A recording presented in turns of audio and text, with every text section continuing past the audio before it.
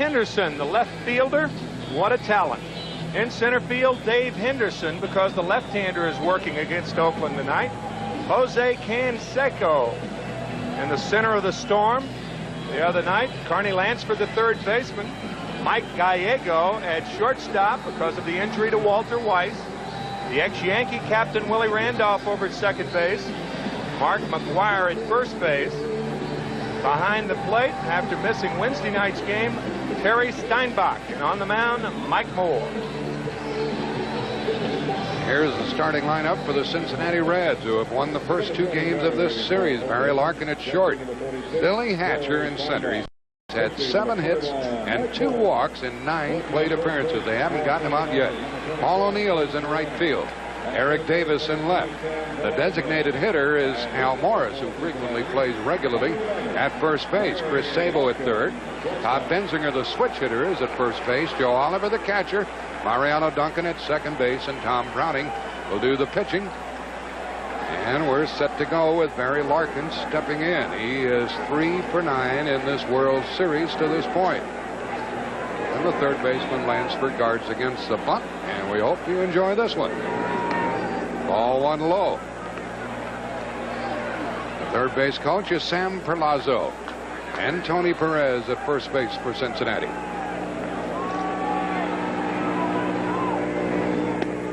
That's a strike, and it's 1-1. The umpires are, and we've had a switch in the umpires. Jim Quick behind the plate, Ted Hendry, Randy Marsh, Larry Barnett, but he's not at third base. Frank Pulley and Rocky Rowe. And strike 2 to Larkin, 1 ball, 2 strikes. The third base umpire tonight is Bruce Fleming, filling in for Larry Barnett, who had the flu and had to return to the hotel. There is Bruce. I chatted with Larry Barnett before the game, not realizing he did have the flu. Larkin takes ball 2, and it's 2-2 to the leadoff man with Larkin, Hatcher, and O'Neill to bat here in the first.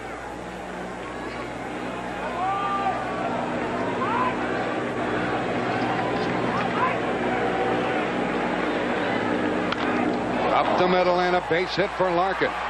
Moore flashed at it and sailed past his hip for the 4th hit of the series for Barry Larkin.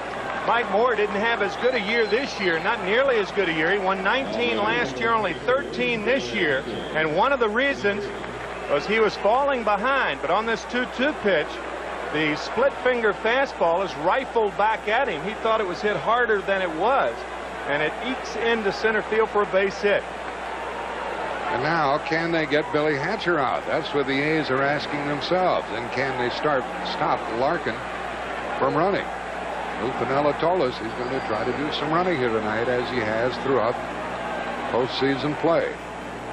Hatcher 7 for 7, plus 2 walks in the World Series. I don't think this is a time for a hit and run because Hatcher's swinging the bat so well. I think you let him be selective up at the plate. And he tried to bunt his way on, fouled it. And I also don't think it's time for a bunt either. If you're swinging a hot bat, you don't want to bunt and sacrifice in the first inning. Not that that was a pure sacrifice. I think he was bunting for a base hit. He has the World Series record, and he's trying to add to it in this at-bat. And a long look at Sam Perlazzo, the third base coach. That graphic you saw, Joe Gordon reach base his first 8 appearances back in the 1941 World Series. So Hatcher ahead of that, too. Larkin a fair-sized lead, and Moore steps off, and Moore's pickoff move to first is considered to be average. McGuire holding against Larkin. Another shaky start here early in the game for the Oakland team. As much as a shaky move to first base, Mike Moore takes a long time getting rid of the ball to home. So you can look for the Reds to run today. However, as we said, the hit and run, not a viable option right here. Moore to Larkin, and it's up and in.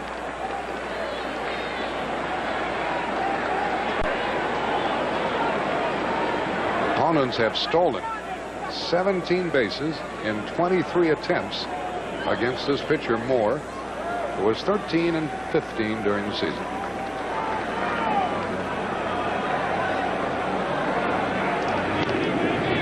Remember, we talked the other night about how when the 4 fingers are flashed down by Terry Steinbach, that's the sign from the bench to have the pitcher throw to first base. Watch Steinbach Look to the bench.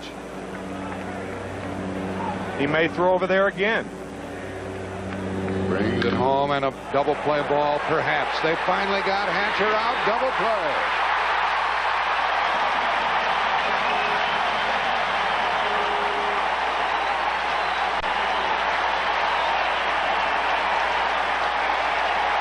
Looked like an inside fastball, and Hatcher hits it fairly sharply to shortstop.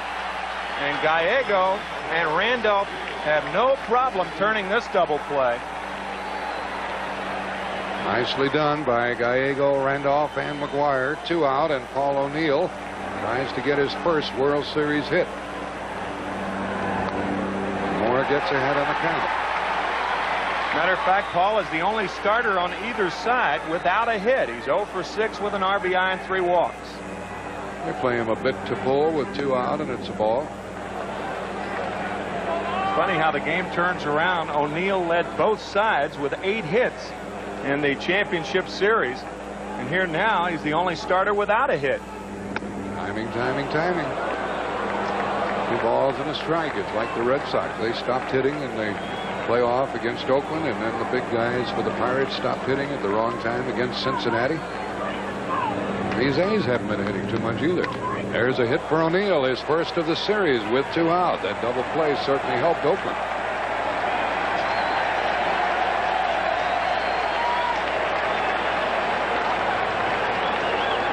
So Paul O'Neill gets his first hit of the series. Here the Reds they have 2 hits with their first 3 hitters, but only 1 man on and no runs across. Double play in the middle. Hit by Larkin. Double play. Base knocked by O'Neill, and Eric Davis is up. He's had a home run and 2 out of 9. Home run in the first inning of the first game. These Cincinnati players have told us that Davis' home run the opening night sent a shock down the Cincinnati bench. They said to themselves, we can do it. And they went on to win the first game 7-0, and the second game 5-4 in 10 innings. Ball 1 to Davis. During the season, he hit 24 home runs. There's ball 2 for Moore. He wants a different baseball. He is from Eakly, Oklahoma.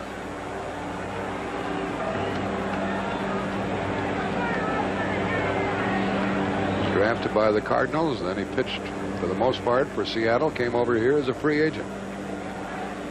He won 2 games in last year's World Series. You remember with the earthquake, only Dave Stewart and Mike Moore pitched for the Athletics last year. Both were 2-0.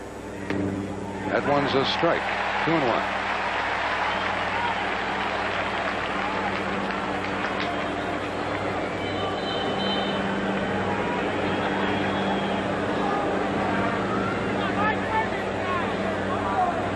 First inning, game 3. O'Neill at first, 2 out.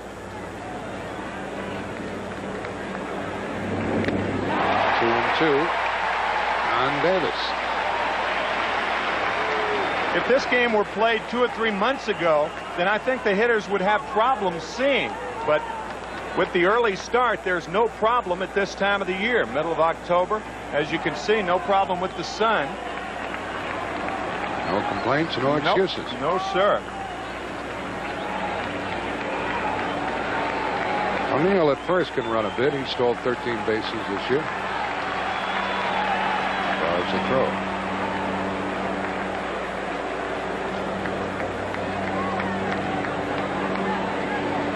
Again, we'll tell you that American flag on the uniform of all these players is being worn as a tribute to the troops in the Persian Gulf. We hope that those folks watching the game enjoy it tonight. There goes the runner, and a base hit by Davis, and on to third base, O'Neill without a play. First and third, 2 out. 3 hits here in the first inning for the Reds, but we're still scoreless.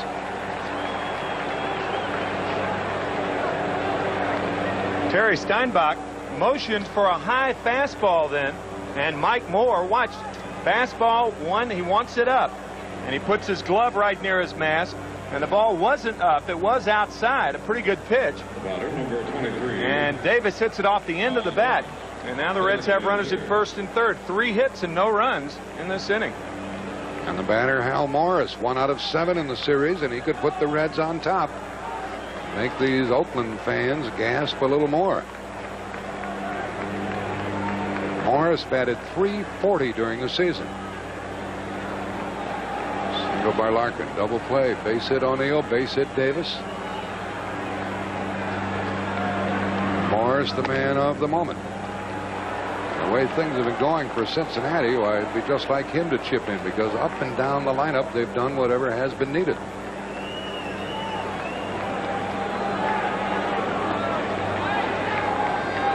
A squeamish first inning for the A's.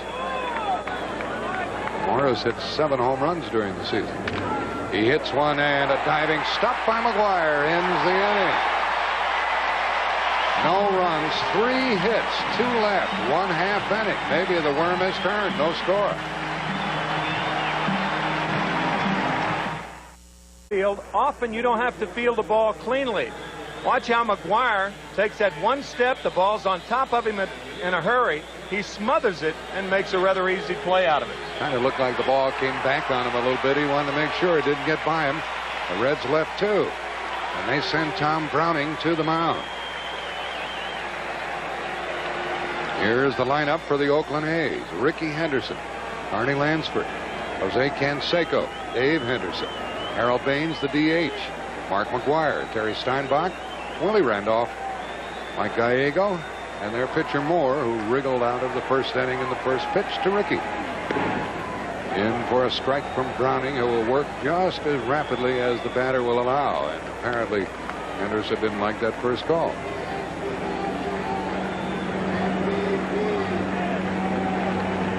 National League umpire Jim Quick working the plate.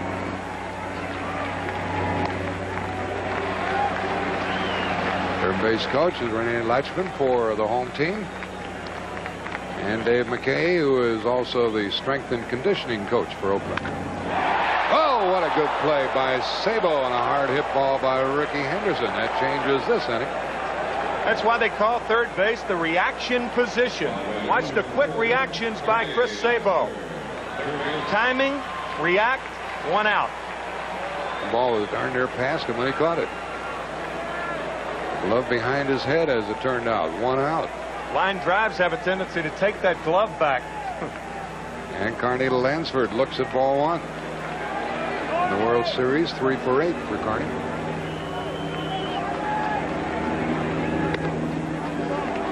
And ball 2. You don't have to wait for Browning. Might be why the A's are stepping out of there. Talked about Welch and the strategy the other night. Bob Welch working very, very quickly. The Boston Red Sox stepped out against him, and there's a guy who would step out against no one. Tommy Lasorda, the ebullient manager of the Los Angeles Dodgers. What a beauty he is. 3-0 to Lansford.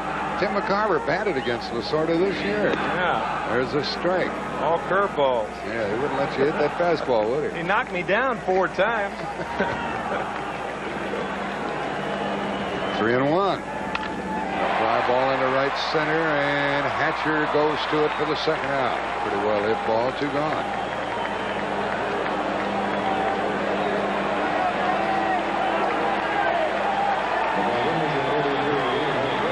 Here is Jose Canseco. There's Lansford back to the bench. Hit the ball hard. That's all you can do in this game. Canseco is 1 for 7 in the series, and that was a home run in a losing effort.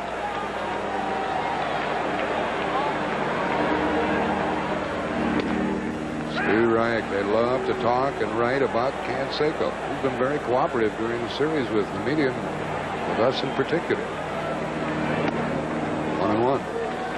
Misplayed ball the other night in Cincinnati. Some criticism from Dave Stewart, Tony La Russa. That one's popped up. A lot of room in foul territory. Plenty of room for Benzinger, and a 1-2-3 inning for Browning. We played 1 at the Oakland Coliseum, and there is no score.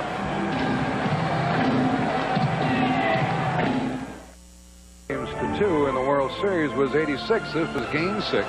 Mookie Wilson was the batter. That ball went past Behind the bag. Buckner. Buckner. Here comes Knight, and the Mets win it.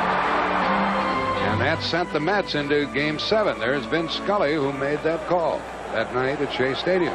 He's doing radio for CBS Radio tonight. Chris Sabo, ball 1.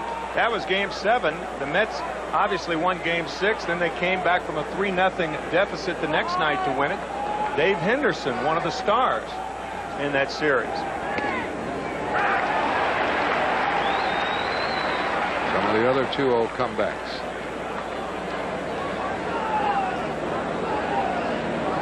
9 of the last 18 who were down 2 games to look out. Chris Sabo, 2-1. Hooray, say the Oakland fans. 9 of the last 18 who were down 2 games to none have come back in World Series play to win the World Series. But 0-3 is a different story, Tim. Nobody's ever done it 0-3. Not even in basketball. It's been done twice in hockey. So obviously this is a big game for the Oakland Athletics. Mike Moore threatens to walk the leadoff man, Sabo, a 3-1 count. Cincinnati wasted 3 singles in the opening inning. 3-2.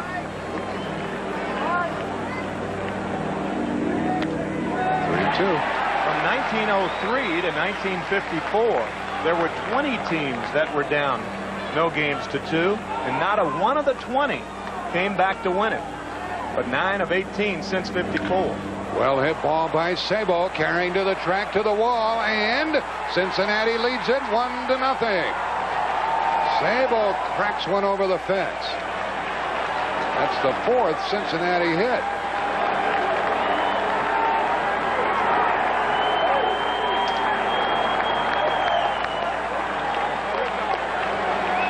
Tony La Russa, Mike Moore find themselves trailing in this one. Mike Moore in a position where he had to throw the fastball. He throws it, he finds the fat part of the plate, the fat part of the bat, and the Reds are on top. And Sabo is 5 out of 9 in World Series play. Benzinger, ball 1. Big crowd quiet. They seat 48,000 plus here in the Coliseum. That's a confident group of players there who've made the journey out here from Ohio, and it is ball 2. Confident group of players, and they're facing a pitcher with not a lot of confidence in his fastball.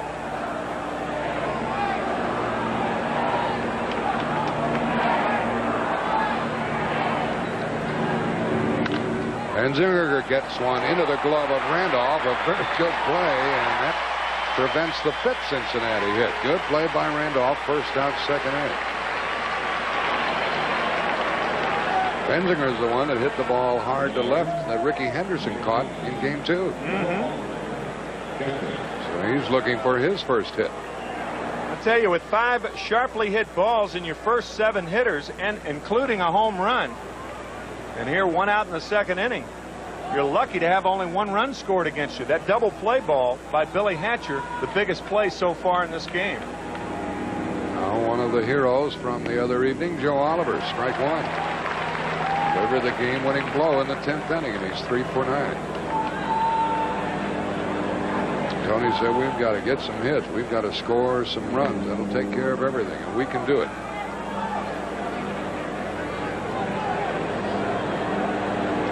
One ball, 1 strike.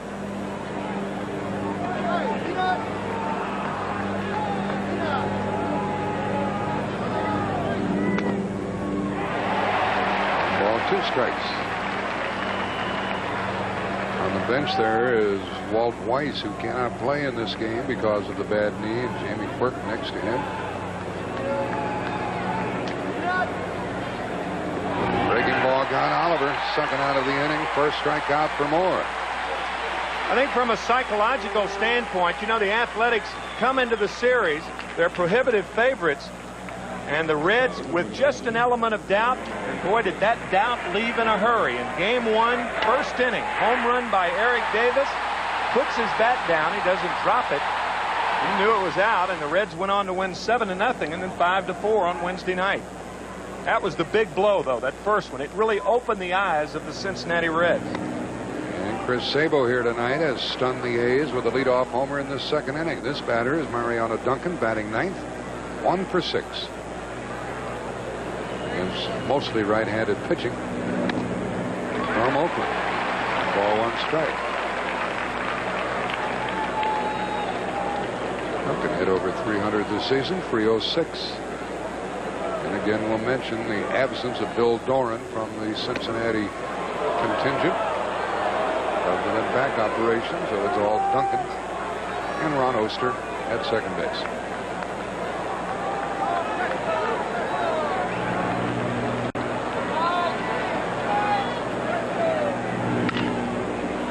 Long throw coming up by Gallego. Beautiful for the out in the end. Home run by Sabo, however.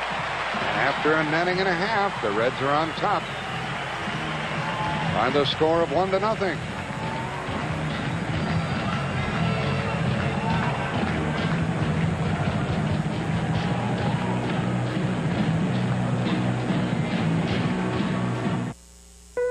Lead 1-0 here in the second inning.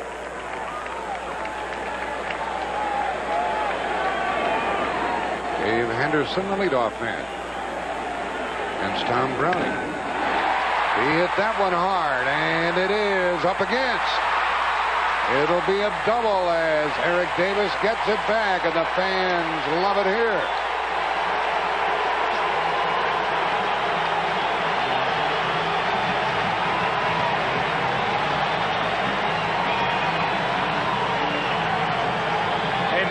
Performs better in postseason play than he does during the regular season. His third hit.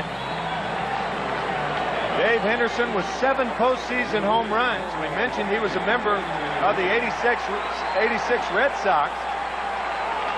But Dave Henderson continues to impress after the season's over. He loves this time of year. Harold Baines, the designated hitter, is up. Wow, did he hit that one? Wow! Adios, and Oakland leads it 2-1.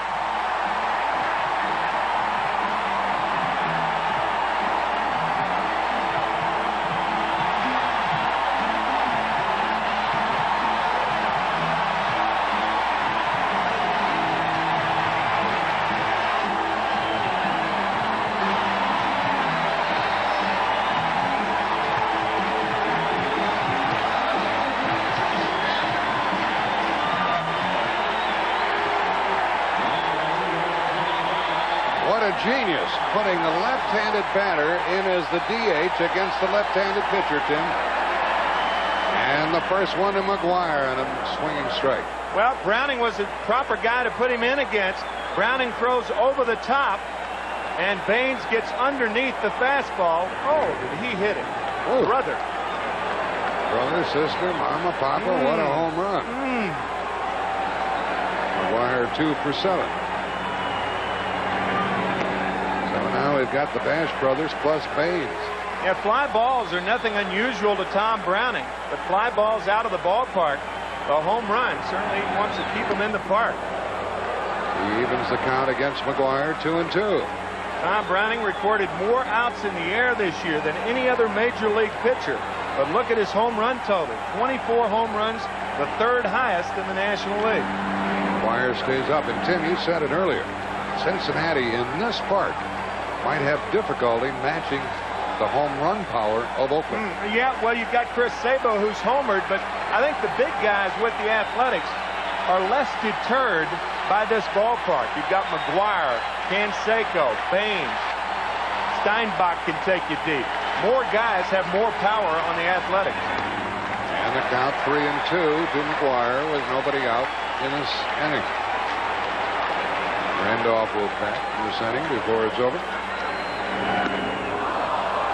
That's the first strikeout for Browning. Harold Baines, an acquisition by the A's on August 29th. He came over from Texas, and I think he hit this one back to Texas. Man. You could hear the crack of the bat all over the place when he smoked it. Now Terry Steinbach. Ball 1. When you think of a guy like Harold Baines, you don't think of many home runs. He has 205 career home runs. And he had 3 off left-handed pitchers this year of his 16. That's a combined total of Texas and Oakland. You could chop that home run up into a lot of singles. He's a very quiet man. He sits at the end of the bench, all business.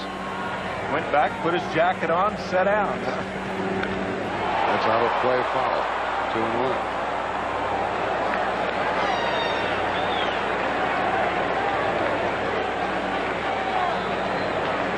Browning now the father of 3, and this fan has obviously been to a lot of postseason games.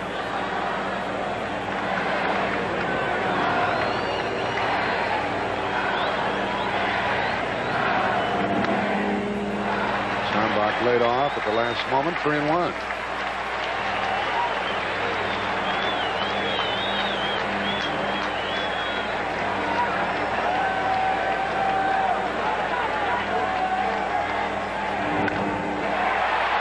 Sabo stabs another line drive, and so Browning has had a little bit of luck going for him on some of the putouts, but not on the home run following the double by Dave Henderson. I think both pitchers are being hit hard for the same reason. They're falling behind in the count, and they are having to come in with a fastball.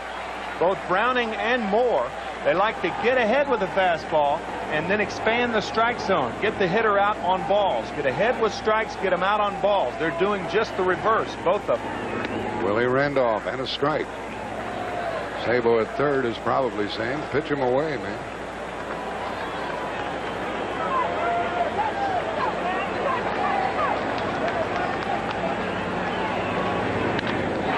That ball is going to drop for the third Oakland hit.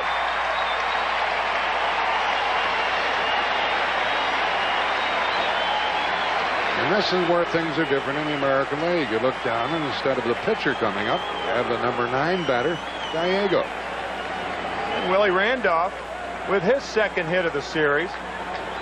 And both pitchers, we continue to say they are being hit very, very hard. Hey, you don't know about Tom Browning. You don't know whether he wants to win one for Tucker. Obviously, he does, but you don't know whether he's too excited to win one for his newborn 2-day-old little boy. Was born 12/27 yesterday morning. Tom didn't get to bed till 5:30. Obviously not a lot of sleep the last 2 days. Left the ball game early the other night. And a strike to Gallego. Lou Piniella was running out of pitchers. Where is he? He never did come back to the ballpark, by the way.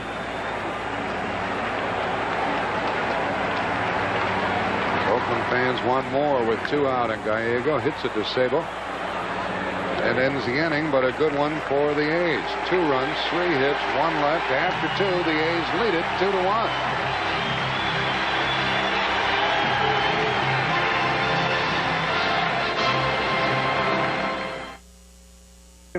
There are the photos of Heinz Klutmeyer.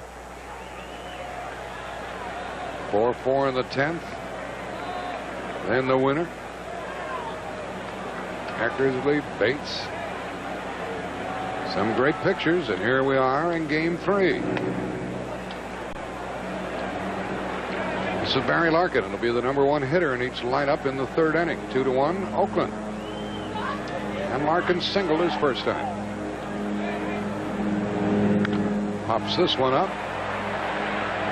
And the catcher, Steinbach, has the play.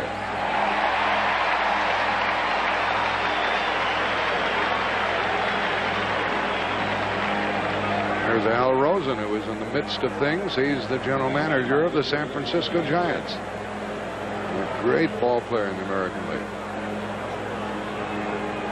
Here's Billy Hatcher. They finally got him out. He hit into a double play in the first. He's 7 out of 8.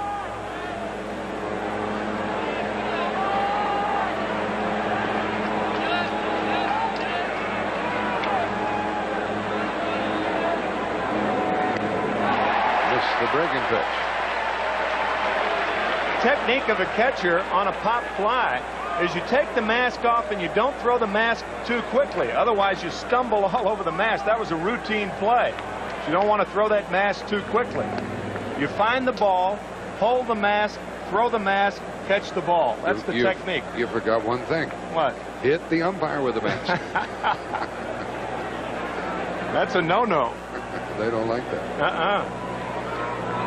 1 out here in the 3rd. He starts another streak. Billy Hatcher starts another streak. A 1-out single. So Talk about being on fire. He's a good base runner. He stole 30 during the year. That's 5 base hits against Mike Moore.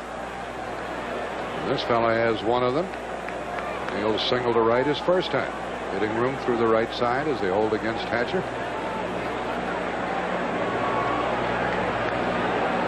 One on, one out. Rather short lead by the runner. Ball 1.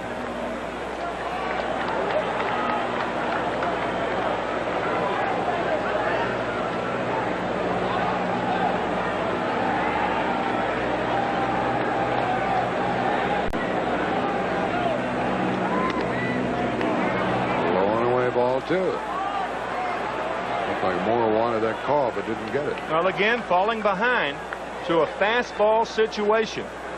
That's what both pitchers have done so far, and both starters are working like they're not long for this game. It's the way it seems. Cincinnati has 5 hits. The A's have 3. The A's lead 2-1. Ball 3. Crowd groans. Hurts, doesn't it, man? Who's next? Eric Davis.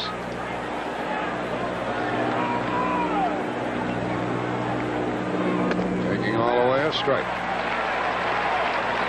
One of the big differences between Mike Moore this year and last year, he struck out 100 fewer hitters this year than he did last year while walking about the same.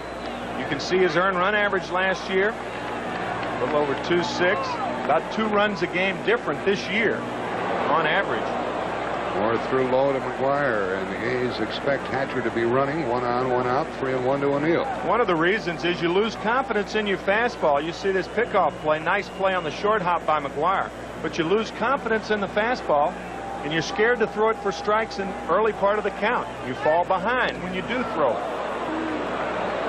Jim Cotta is down at field level. What do you have, Jim? Well, along with what Timmy commented on with Mike Moore, the lockout seems like so far in the past, but Tony La Russa will tell you that Mike Moore, because of the lockout, didn't have that good fastball early in the year. And then when he did get hit hard, it scared him out of the strike zone. And as Timmy mentioned, his strikeout total was way down this year.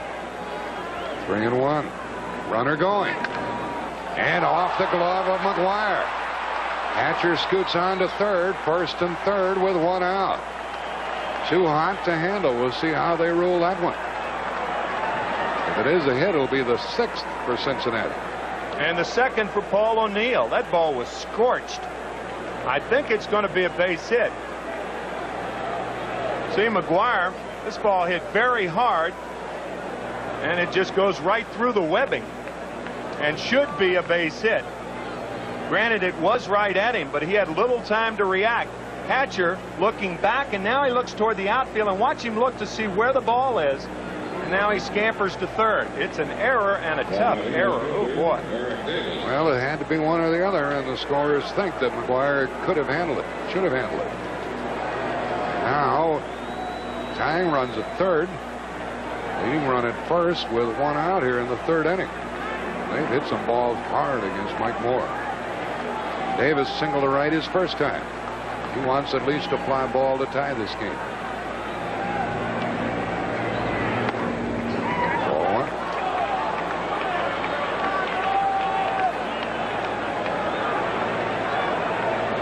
1. Those Reds beat Stewart, then they beat the combination of Welch and Eckersley. They're hitting this pitcher hard.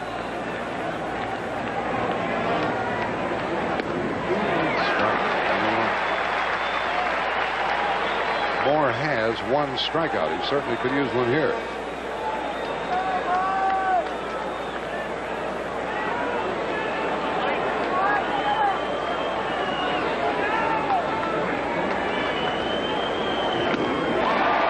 One and two.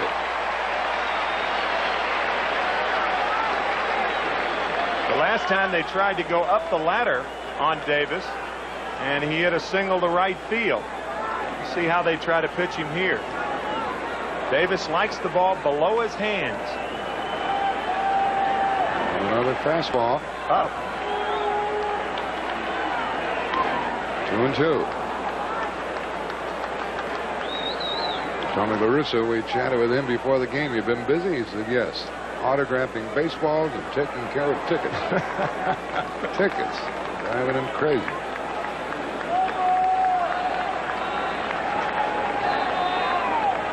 First and third, one out. Shot to center. That ball drops. We're tied, and O'Neill heads for third. The throw by Dave Henderson. Offline, and Davis down to second. Davis is 2 for 2 on RBI single. That's 6 hits against Moore. And second and third, one out.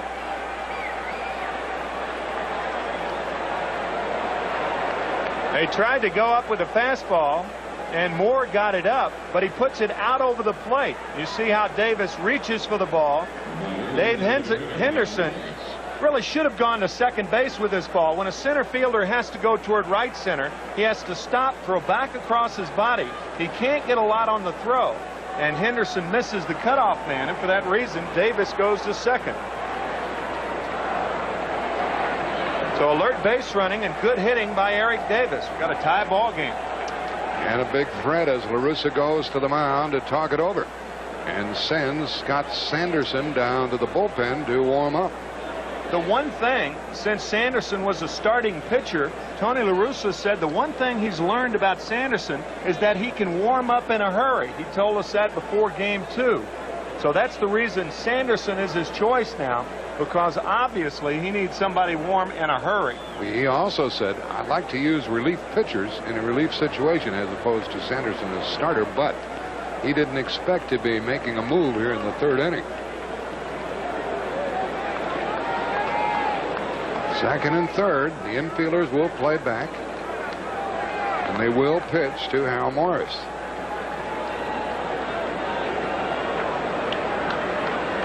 Outfield straight away, infielders back at second and short and first. Third baseman could have a play at the plate. Morris fouls one. He grounded to first his first time. He is 1 out of 8 in the series. He's a Hoosier from Indiana.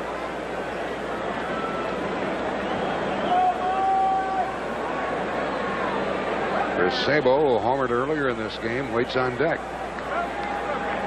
They have a base open. See how they pitch to Morris. And he hits it to first, and a run scores without a play, and the Reds regain the lead, 3-2. Morris with an infield out drives home the third Cincinnati run as O'Neill scored, and Eric Davis went to third.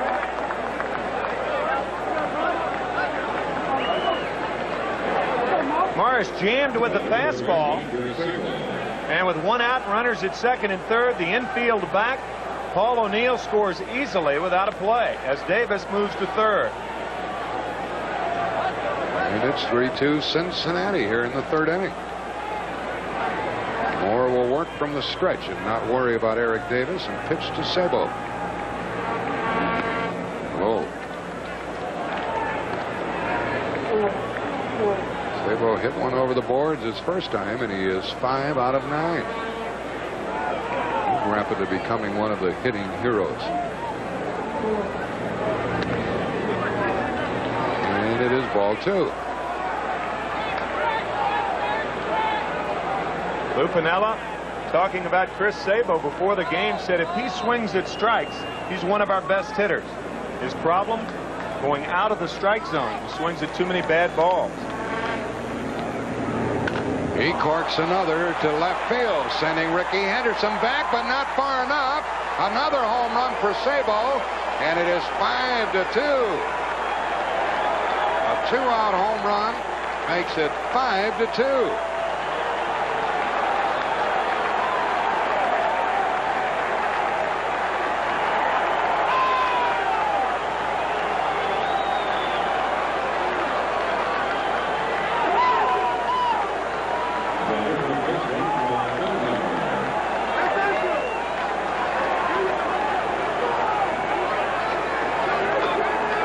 Piniella in the second inning, a solo homer, and then in the third, a 2-run homer.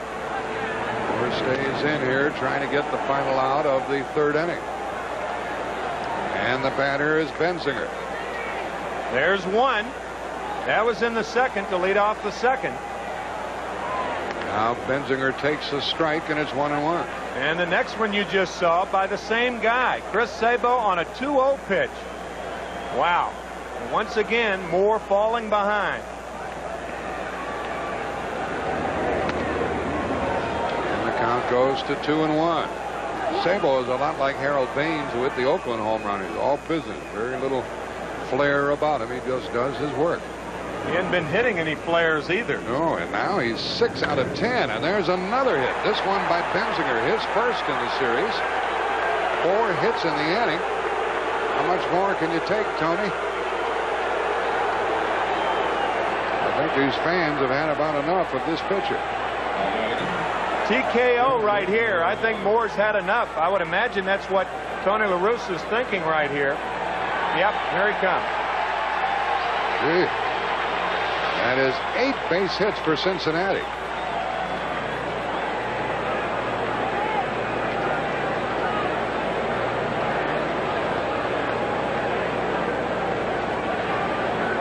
The home run by Sabo, the big blow in this inning. That's what Mike Moore thought of it. He's out of the game with the Reds leading 5-2.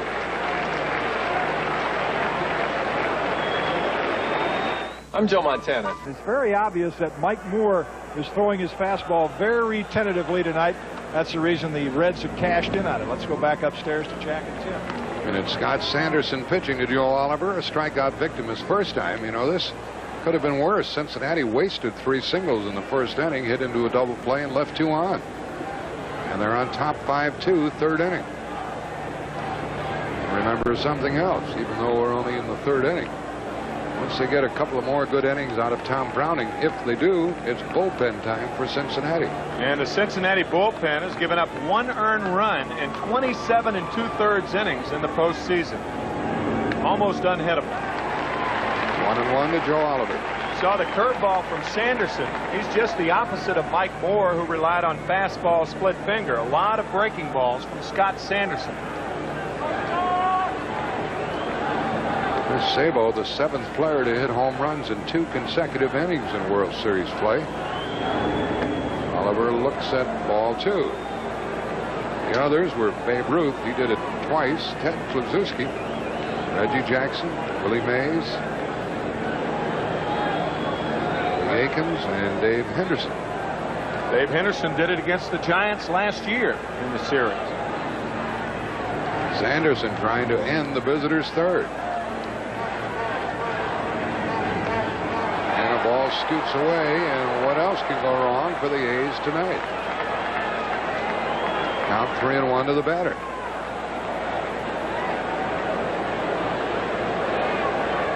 Sanderson goes to the low fastball, and it looks like Steinbach, his approach, whenever you see a catcher go after a ball in the dirt with a glove, it's the wrong approach. You don't try to catch it, you try to block it.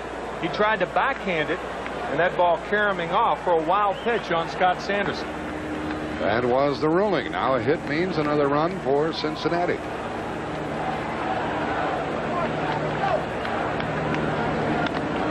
And reach for that pitch, and it's 3-2. Sanderson used to be with Montreal and then the Cubs, and he won 17 for Oakland this year. Look from above at the not so happy scene here in the home park of the Oakland A's. But the Reds are having a good time. 8 base hits. Cincinnati has taken the crowd out of this game for the time being. Curveball and another hit and another run batted in. And that makes it 6-2. Oliver chugs for second, and he is saved. 6-2. And wild pitch hurts. 6 runs on 9 hits. Hear the racket in the Cincinnati dugout. Oh, there are hangers and there are hangers. That was a hanger right there. That curveball staying right up around the waist. And Carney Lansford just missed it. As a matter of fact, he may have put a glove on it. Maybe. I think that ball did hit his glove. So even had that ball gone foul, it's still a fair ball because Lansford touched it in fair territory. Ninth man to bat in the inning is Mariano Duncan. Sanderson slipped a fastball by him. Now the A's trail by 4.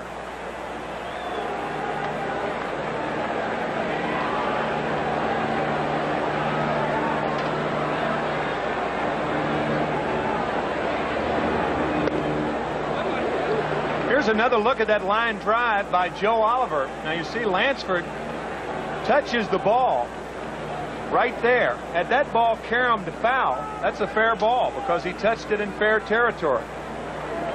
The 4th hit of the World Series for Joe Oliver. Duncan could add to the lead. Ball 2. That run also charged to the starter Mike Moore. About all 6.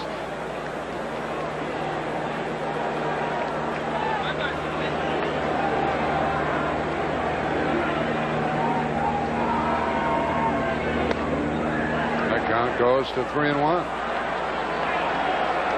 Russa with the lineup posted nearby. He finds the top of his order ready to come up in the home half of the 3rd. It's not beyond Oakland to pull this one out. They're certainly in bad shape with 2 out. Duncan, a ball up the middle and another run. Oliver comes home and it's 7-2, and that run charge to Sanderson. Duncan got one up the middle. Cincinnati fans have made the trip.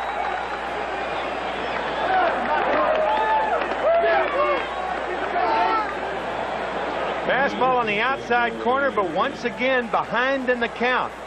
How many times have we said that with the Oakland pitchers tonight? There's no strike 1, strike 2. They have been pitching behind in the count all night. And predictably, 7 runs on 10 hits, and we're only in the 3rd inning. 10 base knocks. There have been no walks given. There was an error early in this inning. There goes the runner, Duncan. There's the throw by Steinbach, and the save at second base. And Gallego is howling. Randy Marsh, the umpire. Maybe second base umpire Randy Marsh is saying so many guys have been down here this inning. I guess this guy belongs here too. Well, La Russa has the explanation given to him with a great throw by Steinbach. It was high, but a quick tag by Gallego. Duncan running. And you see he touched in between the arms, it appeared, but the throw did beat him. Usually you will get a call like that. The tag was there before the arms reached, but actually it was between both arms. Really a fine call by Randy Marsh. He tagged the ground between the arms. Well, Marsh was insisting that he make the tag, and La Russa says, hey, listen, he was running. My catcher got the throw. They put the glove down. You ought to call him out. Marsh said he didn't get him. You see the throw from Steinbach high. Now watch the tag. He doesn't tag the arms. He tags the ground. Now, I don't know how Marsh could see it from there, to tell you the truth. But maybe he did. He made the right call, but he was in a bad position to make the right call. So another hit means another run, and the batter is Larkin, who started this inning by fouling out to the catcher. And he's 1 for 2.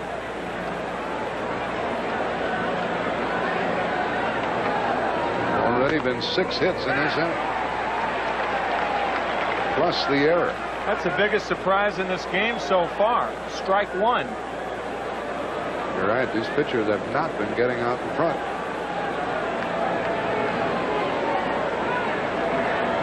Two out. Duncan the runner. Ball to Larkin. 2-1.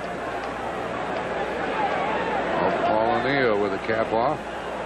They did not lose a game this year in which they led by 5 or more. That's a reflection on their bullpen. Short and long relief. Larkin hits one in the gap, and that won't be caught. It is 8-2. Larkin's second hit. He's going for third with 2 out. And he is safe, and these Reds are pounding that ball.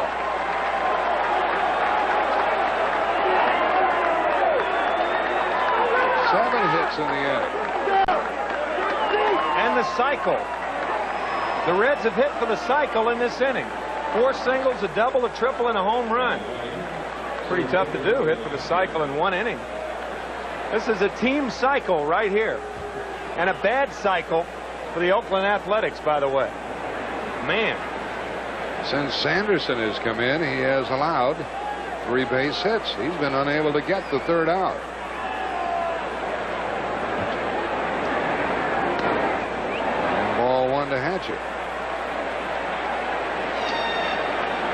And if Oakland loses, they'll be down 3 games to none, and no team has ever come back in a World Series to win after trailing 3-0.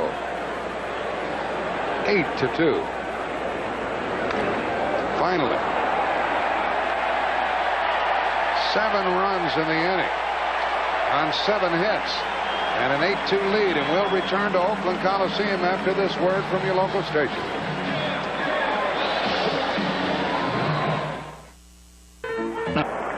A view of the Bay Area from the Goodyear Blimp Columbia. The captain is John Creighton of Torrance, California. And he is looking down at a lopsided game at the moment. 8-2, bottom of the 3rd. And what this does is take away some of Ricky Henderson's game. Makes him not quite so important. Strike 1 to him. He lined to 3rd his first time. Well, some pitchers know how to handle prosperity. Let's see if Tom Browning does so. He's leading 8-2.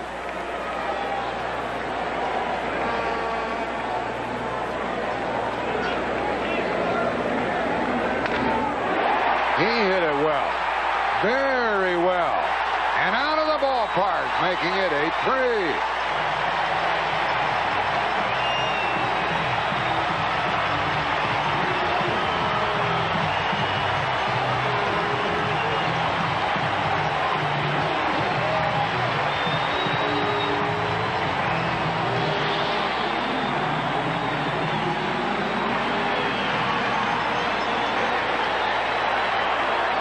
I guess you could caption that bashing after the bashing. That elbow bash. I tell you, Ricky Henderson is full of substance. There's the substance, and here comes the style. And it brings out yeah, nice little dance around the bases there, didn't it? Harold Baines picking out a bat. Henderson on the bench. I know this sounds funny, but it's easier to hit when you're that far behind. As you see Stan Williams, when you're 6 runs behind, pitches become more predictable. You're not going to get breaking balls behind in the count. Even count, you're going to get more fastballs. And on the 1-1 fastball, look at Ricky. Substance and style. He's got them both. What a talent. Greatest leadoff hitter, perhaps, in the history of baseball. No argument here. And ball 1 from Browning. And Scott Scudder in the bullpen, as Lou Piniella says he's not going to let this one get away if he can help it. Lansford lined to center his first time, and he takes ball 2. We have an 8-3 game with the Reds on top, and we're only in the 3rd inning.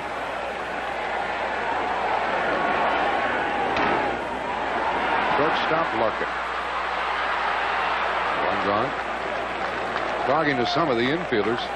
Talked to Walt Weiss, actually. We look at Larkin. They said this infield is in terrific shape. He said not for the hitters because the ball slows down, but for the fielders, it's terrific. Now, Jim Cott, what do you look for from Tom Browning in a spot like this? Well, Tim was talking about how many fly balls Tom Browning throws. Most of the time with pitchers, they say keep the ball down, but when he throws it down, it goes out of the ballpark. He's got to throw the ball up, and he hasn't been doing that. He's thrown 2 home run balls tonight. Canseco hits it foul out of play to even the count 1-1. And the reason Jim says that is because Tom Browning holds the ball across the seams. His ball doesn't go down. He doesn't throw a sinker. Some pitchers are overly enamored. They're trained in the minor leagues to keep the ball down. But a guy like Tom Browning is not one of those pitchers.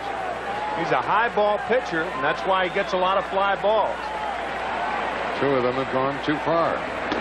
Late swing by Canseco. 1-2. Jose fouled out his first time. A's have been out hit 11-4. And I tell you, you couldn't quarrel with any of the hits by Cincinnati. Fly ball to short center and Hatcher. 2 out. From the Goodyear Blimp, Sunset in the East Bay area. And Seiko back to the bench with 2 out. Here's Dave Henderson, doubled and scored in the second.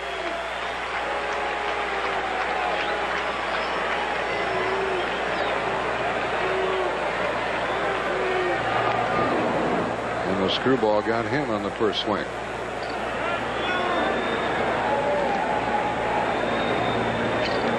Browning has to go 5 to be credited with the victory. He's got 2 out here in the third. Gets a strike 2 past Henderson on another screw G.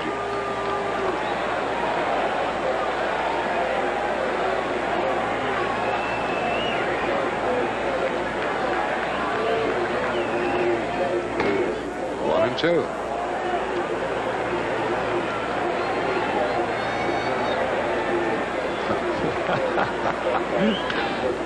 And what a fine play by Sabo. He gets the out. That was terrific.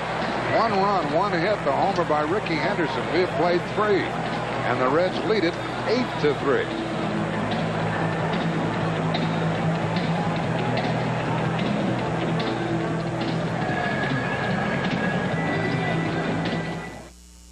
Is brought to you by General Motors.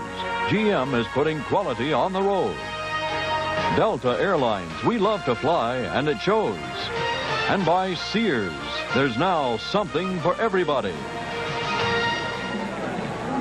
Well, these Oakland A's certainly need some pitcher to put the clamps on Cincinnati. They beat Dave Stewart.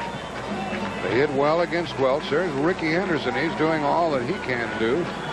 He just made the score 8-3 with a home run. And he needs some help.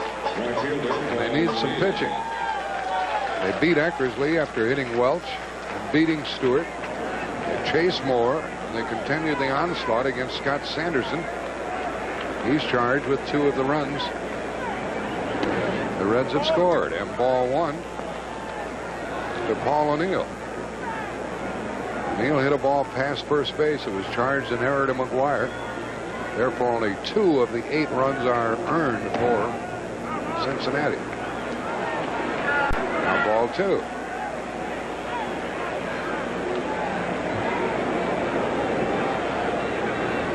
Six of those 8 runs, by the way, 6 of those 7 runs that were scored after 2 out. That's right. It was a home run by Sabo. Base hit by Bendlinger, wild pitch, double by Oliver, base hit by Duncan, stolen base, triple by Larkin.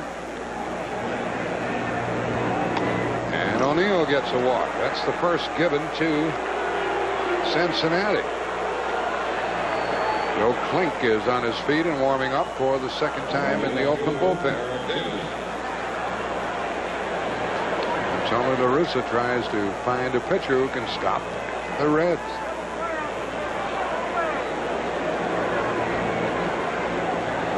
Three of the 4 innings, they have put their leadoff man on, and Davis is 2 for 2 with an RBI and a run scored.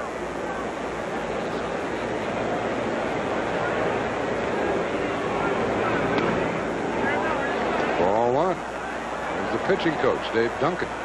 Not often that he sees his pitchers give up this many runs. Only 1 walk in 3+ innings now, but sometimes there are things worse than walks. Throwing strikes on 3-1 counts, 2-0 counts, 1-0. Popped up foul by Davis, out of play, 1-1.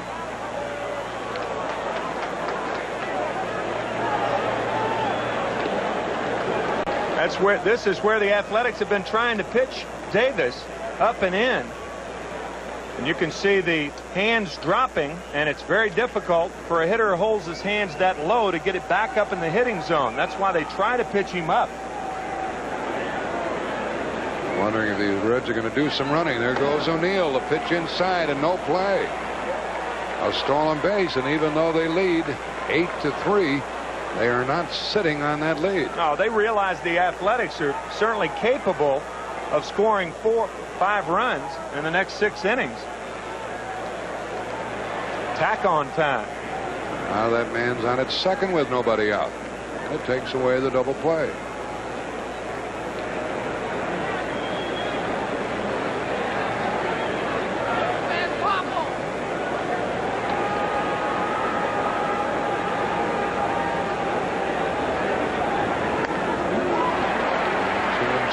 You almost had the feeling when you watched the Oakland team on the field that they thought that even if they fell behind 2-0, they'd still come back and win it easily.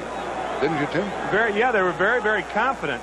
However, I don't know if you're going to see that confidence tomorrow if they fall behind 3 games tonight. They're getting the message now. Here's a foul ball out of play also as McGuire chases over. There's a difference between confidence and realism. And realistically, and reality is setting in. Yeah. 87th World Series, and no team has ever come back from a 3-0 deficit. Those are the facts. Runner at second, nobody out, 2-2 to Davis. He's after his 3rd hit of this game.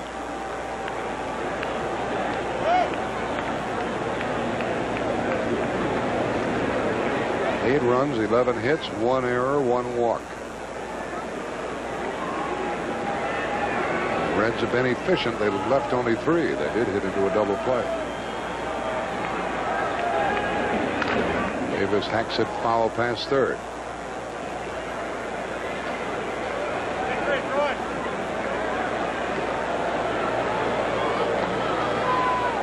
What can a manager do?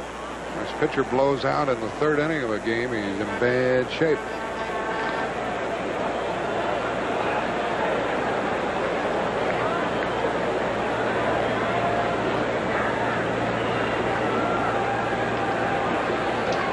Anderson working slowly. Lead off walk, stolen base. 3-2.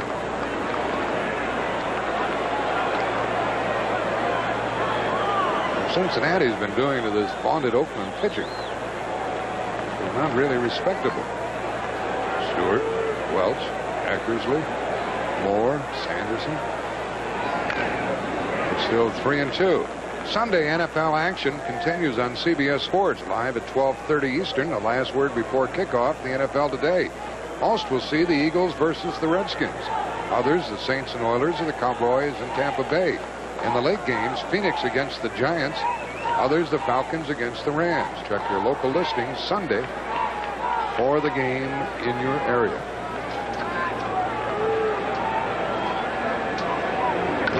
Eric Davis fouls another. Stays up there with a 3-2 count.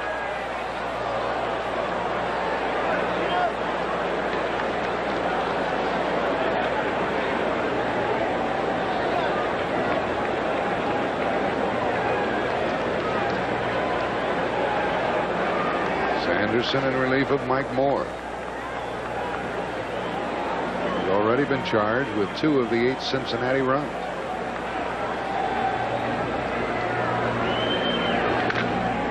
Runner stays.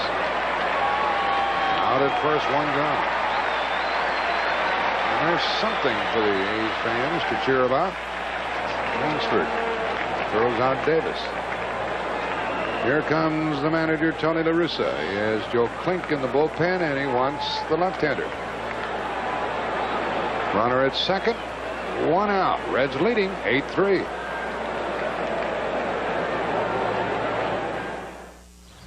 What Bob Uecker would say, the front row, right, with Jesse Foyle, who, how could we ignore this? Now, what are all these tickets for? They represent 25 years of straight baseball attendance. When did you start? In 1966, then?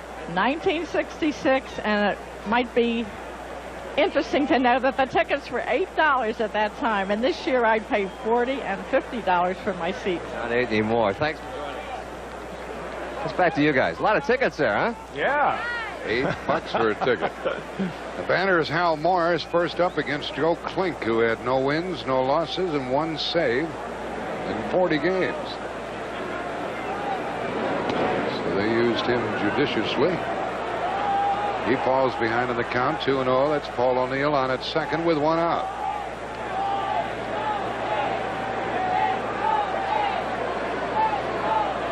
Klink, the third pitcher of the night for Oakland. Hal Morris 0 for 2 with an RBI. That's a strike. And Jim Cott, what about this pitcher, Klink? Well, like you said, Tony La Russa uses Klink judiciously. Just situations like this because he's got a real good curveball, and La Russa knows with Browning on the mound, he wants to keep this thing close. They still got a shot at it. Real good curveball, Jim tells us, and the foul makes it 2-2. Yeah, he's thrown 4 in a row, and you can throw it 2-0, 2-1. You realize what his best pitch is.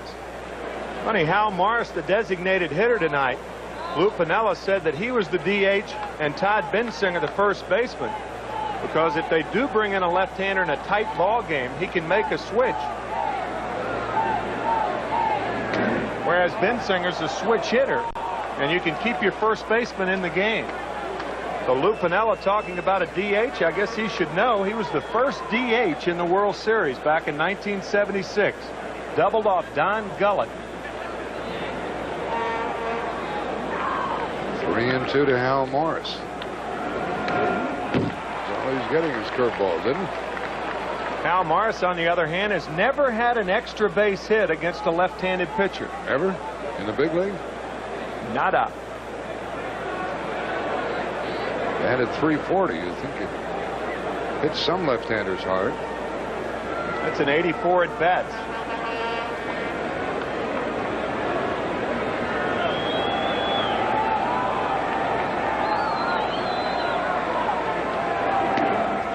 That one just missed, and that's ball 4. 2 walks in the inning, 2 on, 1 out.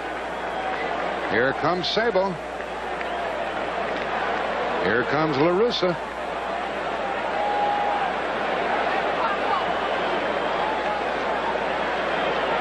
Back-to-back home runs for Chris Sabo to lead off the second inning. This one off Mike Moore.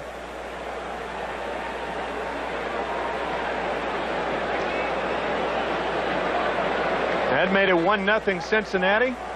And then to extend their lead in the third inning, a 2-run shot on a 2-0 pitch from Mike Moore. So 2 home runs back-to-back for Sabo.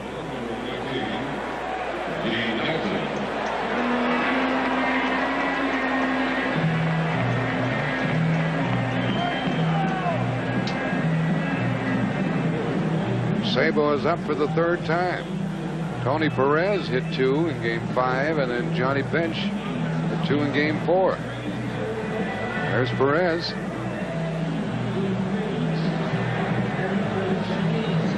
And Hall of Famer Johnny Bench, working with Vince Scully, is the other to hit 2 home runs in a World Series game. He was the most valuable player in the 1976 World Series. The Reds swept the New York Yankees, and Bench held the highest batting average ever by a Cincinnati Reds player in postseason, 8 for 15. And Gene Nelson, the sinker baller, is in there. Nelson appeared in game 1 of this World Series.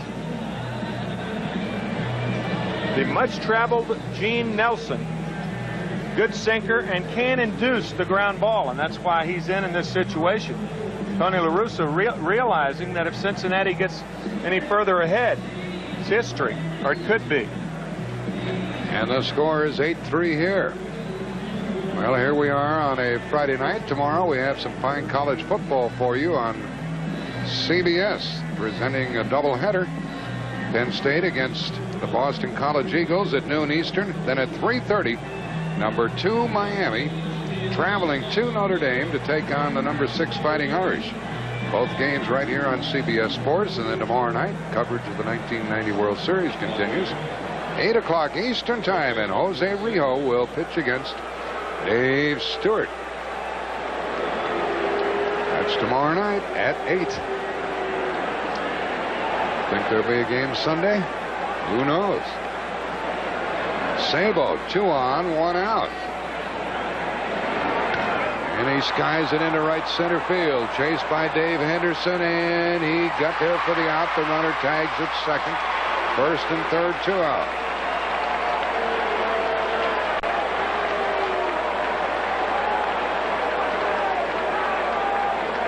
Oakland people probably saying, Sabo, you've done enough damage already. home runs, 3 RBIs. Fastball on the inside part. I'll tell you, you like to see a hitter do that, even though this is an out. After hitting 2 home runs, sometimes guys who don't hit a lot of home runs become overly conscious of that and try to jerk too many balls. Benzinger will determine now whether the Reds are going to add to their lead, which is 8-3, 4th inning. Benzinger has a hit, 1 for 4 in the series, and 0 for 3 against Nelson during his career. Used to play with the Red Sox. That's a low ball, too. Over at third base, O'Neill, who walked. Over at first, Morris, who walked. A couple of walks to go with 11 hits for Cincinnati tonight, plus an error. Benzinger pops it up, and the left fielder Ricky Henderson wants it. The Reds have left 5, but they lead 8-3.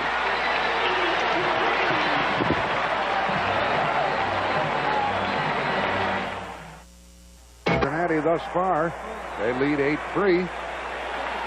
Harold Baines' 2-run homer had the A's in front 2-1 after 2. And the Reds came in with 7 runs. 8-2, then the home run by Ricky Henderson made it 8-3. That's where we are now.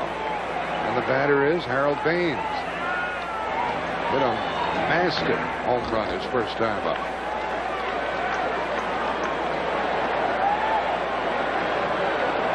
There's Bill White, president of the National League. There's Dr. Bobby Brown, president of the American League. 2-1 the count. This is the first time that Baines has started against a left-hander since he joined Oakland. And Dr. Brown's club is behind 2-0 and 8-3 in this one. 2-2. What are these A's going to do about it? Tom Browning has allowed 4 hits. And he got one in there for a strikeout. Same emotion expressed by Baines, whether it's a home run or a strikeout. First time up, looking fastball and getting it. Baines hits a tremendous home run to give the Athletics a lead that was short-lived. Reds came right back with 7, and the Ricky Henderson home run. Here's McGuire. 0-1. The one thing Browning did to Baines that last at bat, he threw him a 2-2 screwball. And most of the time, left-handers don't throw that to left-handed hitters.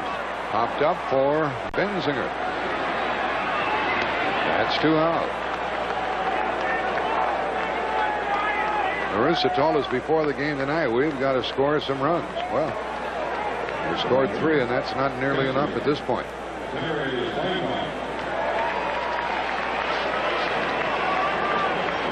Harry Steinbach lined out to third base his first time. Batting with 2 out in the 4th. And he gets ahead. He knows what to do with the lead.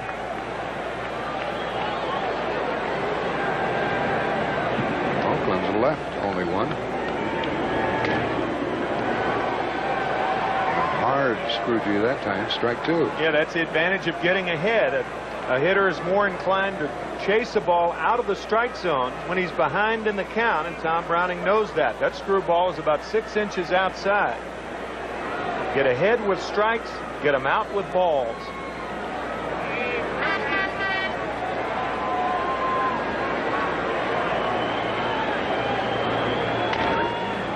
And he was forced to swing at it, and Sabo throws him out. Forced to swing at it because of that 2-strike count.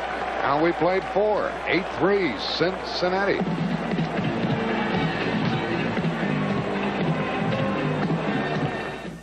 About the ability or the inability of a pitcher to throw strikes on the first pitch. And Jim, you remember that point we used to talk about? If a guy doesn't have his good stuff, then that's when you're more inclined to throw strikes. Yeah, when you got a guy like Nolan Ryan, Doc Gooden, you can fall behind ball 1 and still come back, get the hitter out. But with Mike Moore not having that good fastball, it's so much more important to get strike 1, which Tom Browning is doing tonight. Mike Moore didn't do it, and he had to pay for it.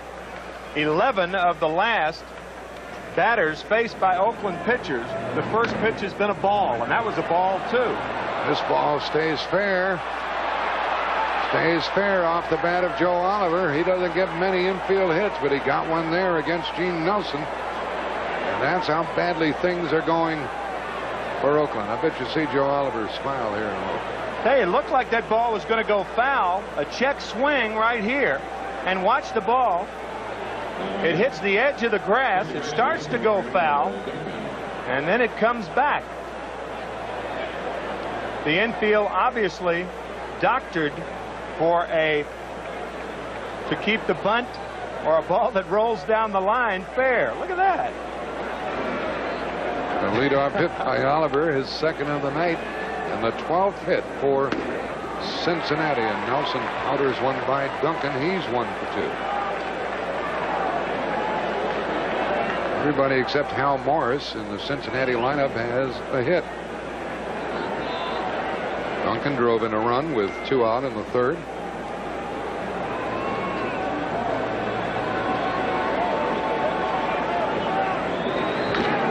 A double play ball booted by Gallego, gets 1 and safe at first. Well, Gallego had it come up on him and they missed the double play.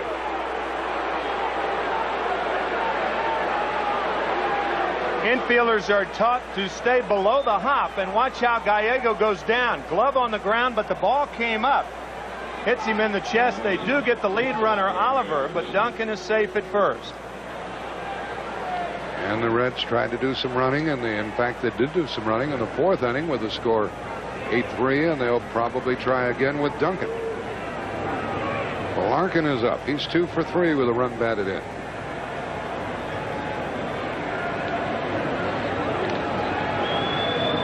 The ball belongs to Jose Rijo, and he has a blister on his pitching hand. We'll see how he fares tomorrow night. His opponent will be Dave Stewart. Now, the way the Reds have been swinging the bats, I think that blister is going to heal in a hurry overnight. And if not, you're going to have everybody in the Cincinnati bullpen ready to go tomorrow night, the way these guys are hammering away. They won 7-0. They won 5-4. Now they've scored 8 runs tonight. There goes the runner. They pitch out, and a terrible throw into center field, and Duncan can't advance. And now what do we have? Interference? Do we have an interference call? The catcher, Steinbach, was hit by that swing from Larkin. Now, did he leave the batter's box to take the swing? He did, and we have an interference call. I think he made contact on Steinbach. Watch the pitch out right here. Usually if a throw is this bad, something unusual happened, and watch the swing. That's interference. He hit the glove. The runner comes back. Terry Steinbach, look how far out of the catcher's box he is. Yeah, I think he hit him in the back with the bat. Why isn't that interference on the catcher, though? That's the thing. If you hit if a batter swings the bat and it hits the catcher's mitt, it's interference. I guess he's saying Steinbach was so far out of the box, but was he up too far? That's what Lou Piniella. I think that's what he's saying, because Larkin did not leave the batter's box. No, that's right. It was the catcher who left his position and got in the way of the swing by Larkin, he is out for interference, and the runner back to first, 2 out. And Piniella is arguing, I think, correctly with Jim Quick. But they probably won't change the call. Steinbach was up even with home plate. Yeah, right. That's what you do on a pitch out. A catcher has it. He gets about even with the hitter. Watch Steinbach, how he not only jumps out, but he moves up, and he's ready to throw the ball. That was a delayed swing by Larkin, however. And because of that, the throw is high. And Steinbach had his left arm hit by the bat of Barry Larkin. Lou Piniella loses this argument. It's the second out of the inning, put out to the catcher, interference on Larkin, the runner back to first, 2 out. But Larkin's feet were still planted in the batter's box. Yeah, that's right. He didn't go out of the batter's box, so you can certainly understand Piniella's argument. You know, it's a funny thing. CBS has employed Bruce Fremming to be with us to talk about these calls. Yeah. But the umpire, Larry Barnett, became ill, and Fremming is umpiring. Pressed into service at third base. Duncan draws a throw with 2 out. I mean, Larkin has every right to swing at the pitch. Oh, if yeah? he's still in the batter's box, he can swing late at the pitch. Give Bruce a microphone. That's right. This batter is Billy Hatcher. And Oakland fans have seen enough of him. He even has a hit tonight after hitting into a double play in the first. 1 for 3.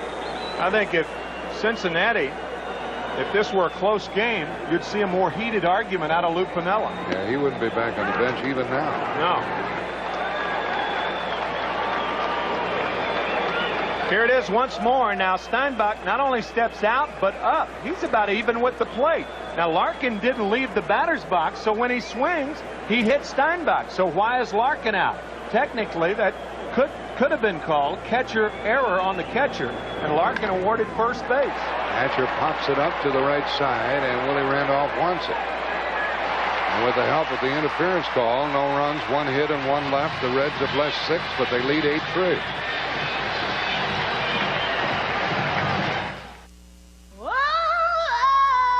When judgment comes, I will be ready. I will be ready. When judgment comes, I will be ready. James Buster Douglas, Evander Holyfield for the undisputed heavyweight championship of the world.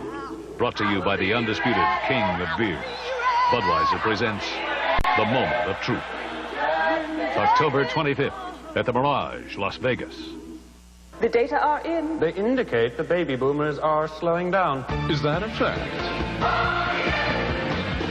They've got families to think of. They've no room for fun. Our Pontiac Grand Prix's fantastic. This Ford one really moves. And it's got a great feel for the road. Face it, the good times are over. Since when? The good times are just around the corner in a Grand Prix. Did you know a lot of businesses... 7 in the third has Cincinnati on top by the score of 8-3. And at the conclusion of this game, Tim McCarver and I will select the Chevrolet Most Valuable Player of the game. Chevrolet will then donate $1,000 in the player's behalf to the Special Olympics. I would say that Chris Sabo has a leg up on that award. Willie Randolph, batting 8th, leads it off. And a fly ball to center fielder Hatcher. 7 in a row retired by Tom Browning, who protects the 8-3 lead. And Randolph is 1 for 3. Here's Kurt Young warming up to become the 5th pitcher of the night for the A's. So one thing with the designated hitter rule, you could just run pitchers out there all day. Deplete your staff. You don't have to pinch hit for anybody. Keep the bench intact. There's a bunt. That stays fair. Sabo got him with a fine play. That's 8 in a row retired by Browning. And a fine play by Sabo. And I think Sabo lets this ball roll foul had he not seen the ball that was the check swing of Joe Oliver. That ball looked like it was going foul. Sabo, realizing that Oliver's check swing stayed fair, fielded it quickly and throws out Gallego rather easily. That's what anticipation will do. That's a pretty good bunt, wasn't it? Yeah. Gallego is 0 for 2. Pretty good bunt unless the third baseman's playing closely like Sabo was. And they told us that because the infield is so good, it slows the ball down. The third baseman can play in, and Piniella told us that's what we're going to do tonight. There are 2 gone. Henderson lined to third, hit a home run. That's with 2 out.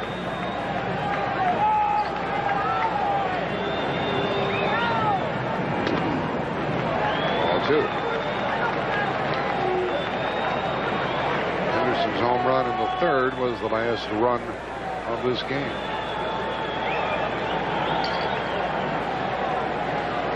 Browning will make him swing the bat, leading by 5.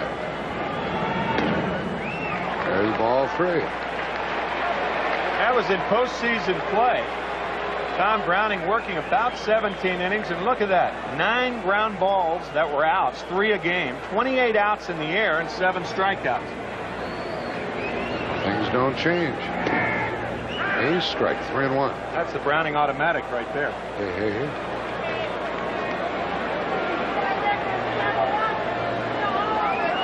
Some pitchers lose their concentration when they get way out in front. It hasn't happened for this left-hander. There's a high fly ball into left field, into the corner, curving foul, and going out of play.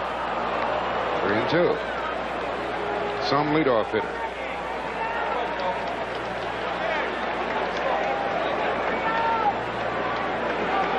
Ricky hit it down off the end of the bat. Thought maybe I have enough of it. Maybe. Well, I'll run anyway. Well, foul ball. He hit 28 home runs during the regular season. Some leadoff man. And he gets back in with a 3-2 count. Bottom of the 5th, 8-3 Cincy.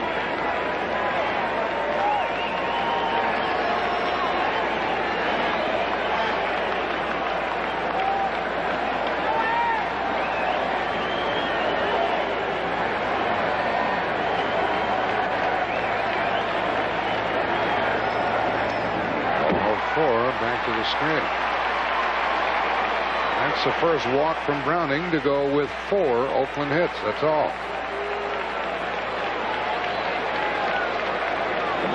It's a key batter right here. 2 out, Henderson on first. You really try to forget about Ricky Henderson right now, because if Lansford gets on, you've got Canseco on deck. Then a 3-run homer really squeegees up the score. I think you really bear down on Lansford right here and forget about Ricky Henderson. Lansford is 0 for 2. Hit 1 ball hard. That's the best pickoff move for Browning, is when he steps off the river and gets it over there.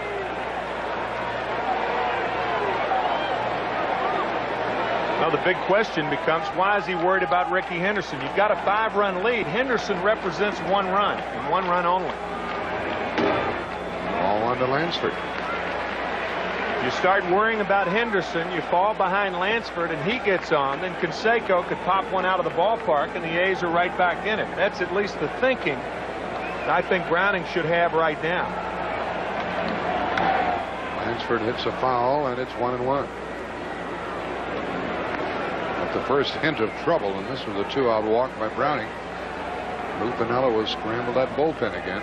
He has Scudder down there, Armstrong. Now we're in the 5th inning. You get around to Shrouden, Dibble, and Myers, and Mailer. He's in great shape. 1-2. And he still has Browning pitching rather well. 4 hits and a walk. They asked Browning why he pitches better on the road. He says, because I have some little kids who don't sleep. He's got another one. Now he's got 3. Runner going. Pitch out. Nothing doing. Third base on the error by Oliver.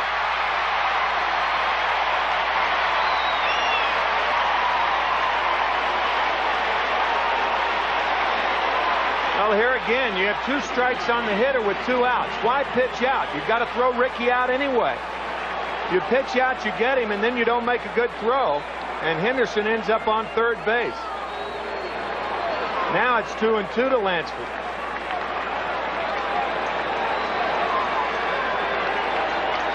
These A's have to start pecking away. We're in the 5th inning, and they trail by 5, and anybody they leave on base, going to be very costly for them.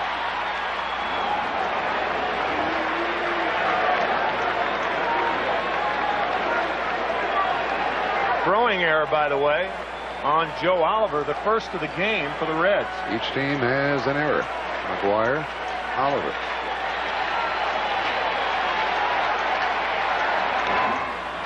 Out of play. Still 2-2. Merrill Baines on the bench wearing the jacket. He did his bit in the 2nd inning. A 2-run homer, and Oakland led 2-1 after 2. Base hit would get a rise out of this crowd right here.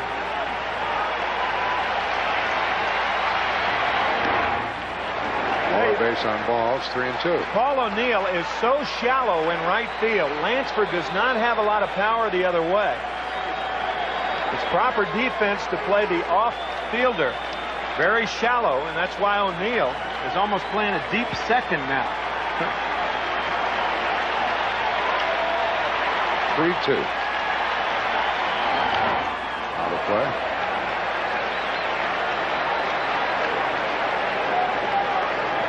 A walk in this inning, that's all. Stolen base and an error. Oakland needs hits.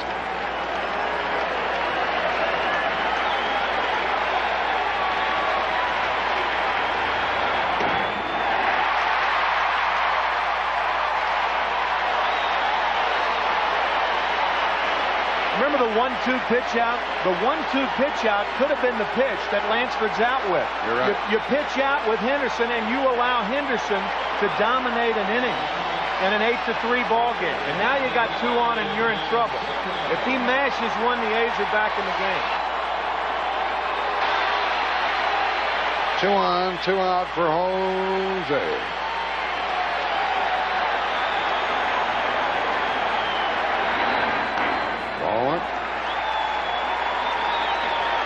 Third base, having walked, it's Ricky Henderson.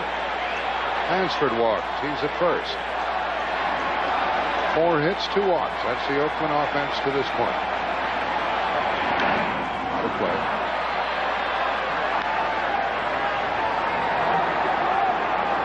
Russo wants the big hit. Canseco is just not getting around on that fastball. Didn't get around on one at Riverfront the other night, but hit it out to right field. That's how strong he is. These Oakland fans know they might not get many more chances. There's Harold Baines, hoping that Canseco does what he did.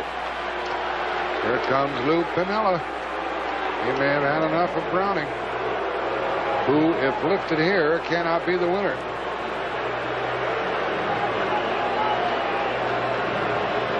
You don't get extra chances. There's Scudder in the bullpen. Scott Scudder.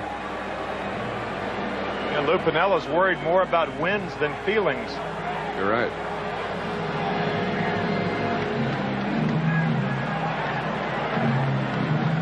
He's going to leave him in to pitch to Canseco.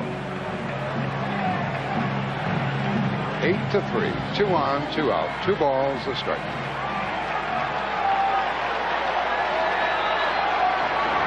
Postseason, Canseco's 0 for 6 with runners on base.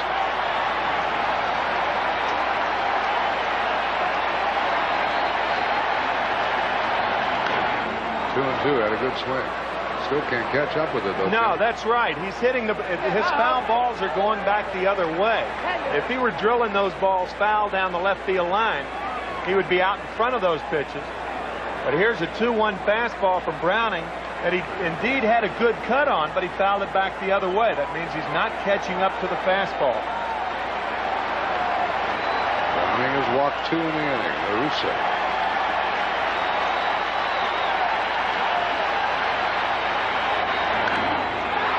Into the right field corner. O'Neill is there. The inning's over. That was a fair ball. Oakland leaves 2. They've left 3. After 5, they trail by 5-8-3. And we'll return to Oakland Coliseum after this word from your local station. The bat of Canseco leading off and skying 1 for Ricky Henderson to get to. 1 out and 1 underway in the 6th. That was some play that Ricky made in a losing cause the other night, Game 2 at Riverfront Stadium in Cincinnati. This fella can do a lot of things. Yeah, you may remember that catch. The ball hit by Todd Bensinger, and Henderson back, and he had it in the palm of his glove, and now he snow cones it and shows the ball to no one in particular in left field. He is a character with Gene Nelson on the hill. Ball 1 to Eric Davis, who's 2 for 3 with a run batted in. He drove in the first run in the 3rd inning. That tied the game 2-2 at that time. Hits one to the left of Willie Randolph. Scoops it up nicely and throws him out with a good play.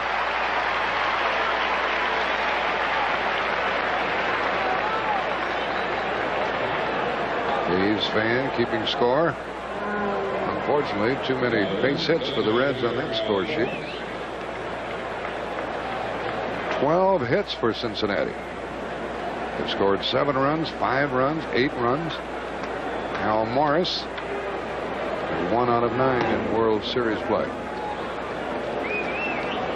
6 runs against Mike Moore, 2 against Scott Sanderson, none against Joe Klink, none against Nelson. McGuire by himself. Down goes Cincinnati in order for the first time in this game, but the Reds lead it 8-3.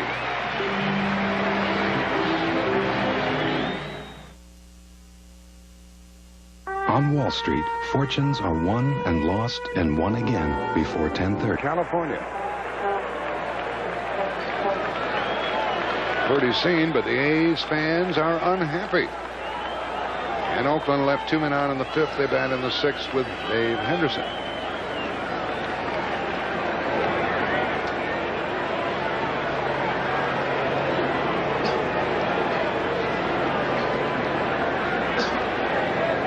It'll be Dave Henderson, Harold Baines, and Mark McGuire. And Tom Browning has gone all the way, allowed only 4 hits. He's walked 2. Henderson has doubled and scored, 1 for 2.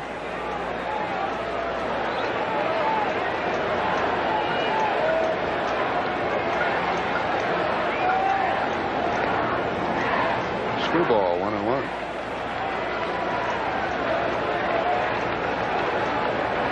He loves postseason play. Henderson was talking with Ernie Banks before the game. Poor Ernie never got into a World Series despite that wonderful career. Here's a Yankee fan.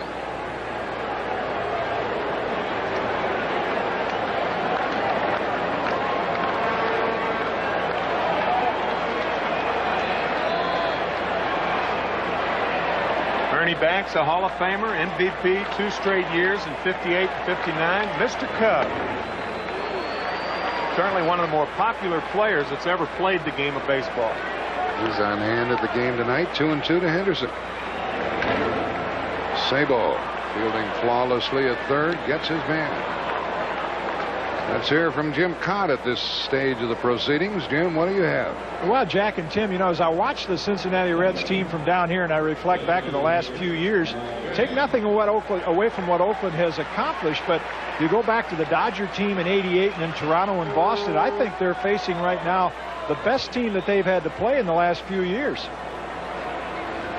Cincinnati is certainly proving their worth in all departments, pitching and hitting. Everybody has contributed, and I think that game on Wednesday night is indicative of what Jim was talking about. Balance throughout. Even Billy Bates scoring the winning run. His first hit against a right-handed pitcher in his career. His first hit as a Red. He didn't even have a hit in the regular season. A lot of room to chase foul balls here, and Sabo's there again. He's all over the place tonight, including all over the bases, with a couple of home runs. Big difference in the Dodgers 2 years ago beating the A's. I mean, the A's ran into a miracle by Kirk Gibson and a red-hot pitcher in Oral Hershiser. Good play by Sabo, running off Oliver. I think Oliver was happy to hear him coming in. It's a much easier play with that glove and coming into the ball. So McGuire bats with the bases empty. He's 0 for 2 and 2 for 9. Browning mowing him down, gets out in front. Earlier in this game, the Cincinnati left-hander retired 8 in a row. Now 3 in a row. And strike 2. There, the Athletics were supposed to dominate in this series, and they are being dominated. Turn the tables on. 1-2. Pitchers tomorrow night. The first game pitchers. Stewart. Might have everything dumped in his lap against Rijo.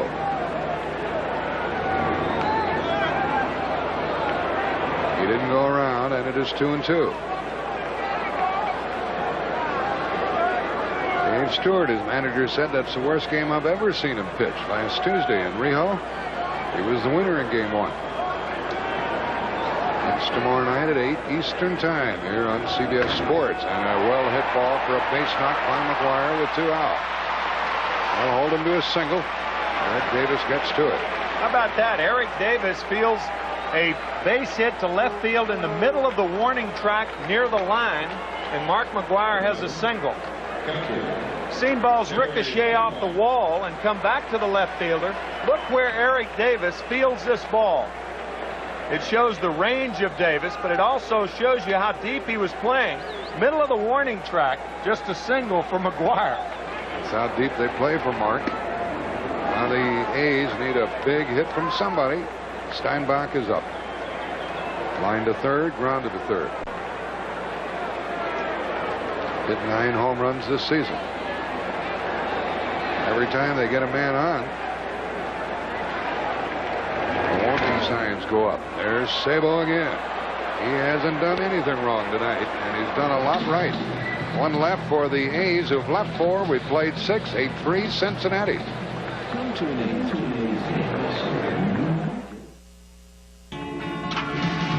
Kind of tough to tell, but I guess you can tell, can't you? Yeah, Oakland supporting their team. They ought to use different colored lights, I think, don't you? Billy Bates, the infielder that scored the winning run on Wednesday night in the 10th inning. What a thrill. He's out in the bullpen with Rob Dibble, and here we go into the 7th inning, and Chris Sabo is up. Well, what has he done? He's been terrific in the field. He's hit 2 home runs, driven in 3. He's 2 for 3. And he's 6 out of 11 in this series. Billy Bates became the first non-pitcher in the history of baseball to get a postseason hit for a team for which he has never had a regular season hit. The first guy to get a hit in the postseason when he didn't get a hit in the season. That's amazing. And we remember he was thrown out trying to steal second by Mike LeVallier in the playoff against Pittsburgh. In Game 1 as a trail runner. The little guy only 5'7". Sabo leading it off. And a strike. I'm reminded of Freddie Pontek, a little infielder, played for so long and so well in the American League. They said, what does it feel like to be the smallest player in the big leagues? He said, it's better than being the smallest player in the minor leagues. 3-2 to Sabo.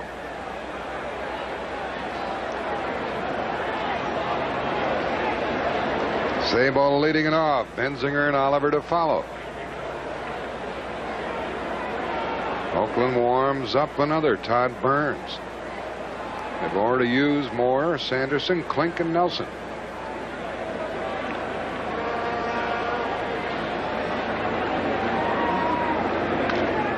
Sabo was trying for another home run, wasn't he? Hits that ball foul and out of play. Tomorrow, Saturday, CBS Sports presents doubleheader college football action at noon Eastern, Penn State and Boston College. At 3:30, and a lot of folks have been waiting for this one. Notre Dame at home against number 2 Miami. And we're right back here at 8 for Game 4. Still 3-2 on Chris Sabo. The point to Sabo as they were going down the stretch and struggling a little bit, the Reds were. He said, we'll find out. Tim and I were there, and he said, we'll find out if we're good enough or not. Time will tell. It's a foul again. Talked to Lou Piniella and telling Lou before the game about how loose the Reds appeared, not because they were winning, but because of their approach in the games. And Lou said, you know, in the second half of the season, a part of the season in which they finished only 1 game above 500, he said, we played tight baseball. We were not loose. We weren't relaxed. We were trying too hard. We were trying to justify our fast start. He said, but we're loose now.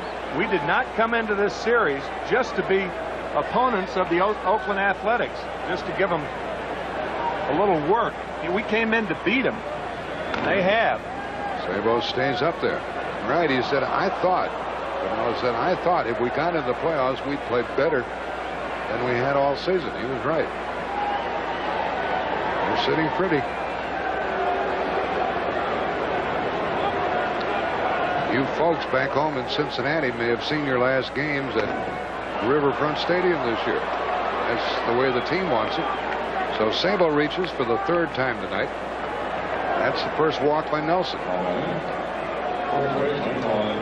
And the leadoff man is on. Might they do more running? I would think so. Again, only a 5-run lead, and the Athletics a couple of base hits and a home run. They're right back in it. Red's still looking for more. Sabo stole 25 bases during the season, so Nelson had better pay attention to him. We're in the 7th inning.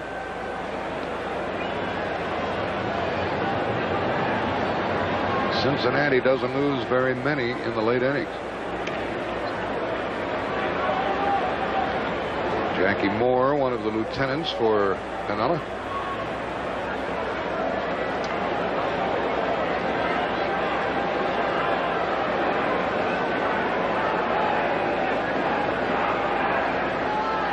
Benzinger has a hit tonight, strike one to him. He's 1 for 5 in the series.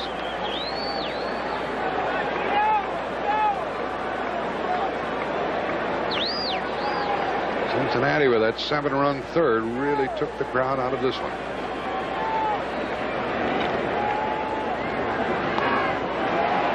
Took something off that one, strike two. I think the satisfying thing about this whole series for Lou Piniella, not necessarily that he's winning, but because he's winning, he's proving he can manage.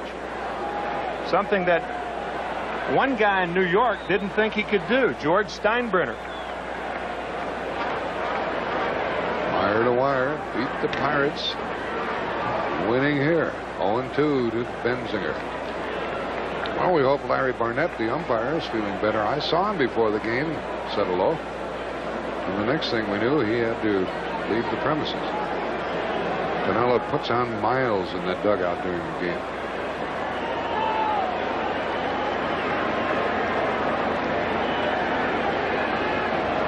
Sabo, the runner.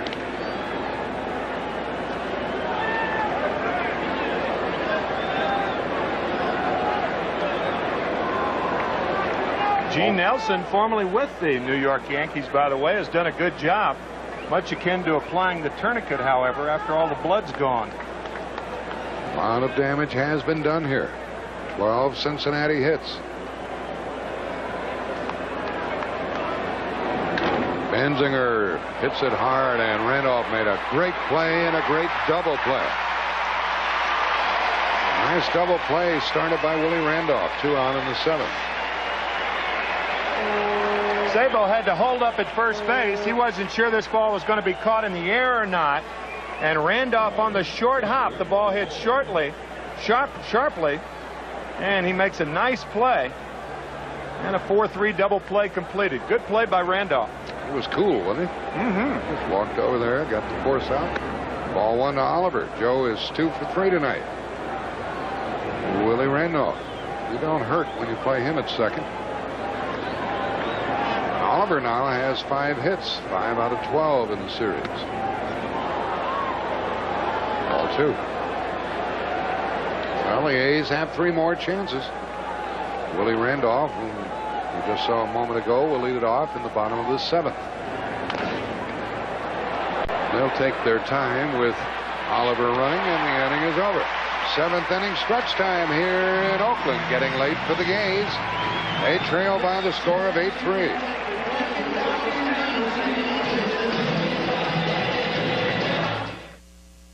Screwball, if you try to pull it, you hit it softly to the left side of the infield, and Randolph went with it. And I think Rob Dibble will probably be in this game before this inning's over. It's like reading an old book, but a good book with regard to Cincinnati. 7th inning, Dibble. Look at the hitting by Willie Randolph. That ball away, and Willie going the other way. You saw the graphic. He's now 10 for 18 lifetime against Tom Browning. Let's see how far they go with Browning as Oliver goes out there to stall a little bit and talk it over. And Dibble cranks it up in the bullpen. And they're giving him all the time he needs. We've talked about how rapidly he gets warm I doubt that he'll be brought in to face Gallego, but maybe he will. Here comes the pitching coach. You had Sabo go out and talk to Browning, and then Oliver went out and talked to Browning, and now Williams out to talk to Browning. The reason I said that is Dibble is a high ball pitcher, and Gallego diminutive in stature. Going to bring him in. Okay, Rob. For the postseason this year, and none in the last 26 innings. Rob Dibble will be confronted with a pinch hitter. Willie McGee will bat for Mike Gallego, who is 0 for 2. In the 7th inning, and Cincinnati has an 8-3 lead. Leadoff single by Willie Randolph.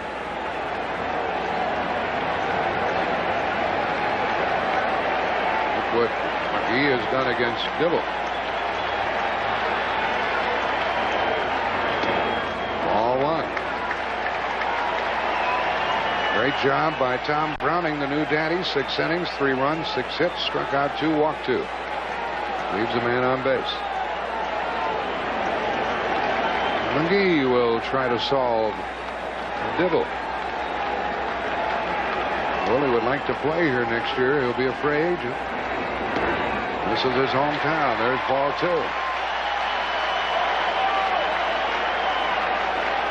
Talked about Dibble's wildness, and he can be wild when he first enters a game. You mentioned that with Gallego, and of course McGee now pinch hitting for Gallego. So I would assume he'll be taking here. 5 runs down. We'll put the radar on Dibble. That's low. That's ball 3. 93 miles an hour. The catcher throws it back 46 miles an hour. 3-0 to Willie. The noise level will rise if he joins Randolph on base here in the 7th. 3-1.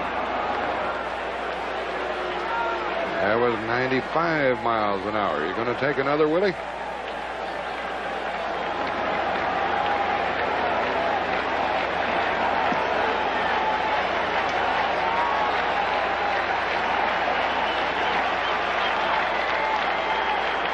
First base, Randolph. Bottom of the 7th. 8-3 Cincinnati.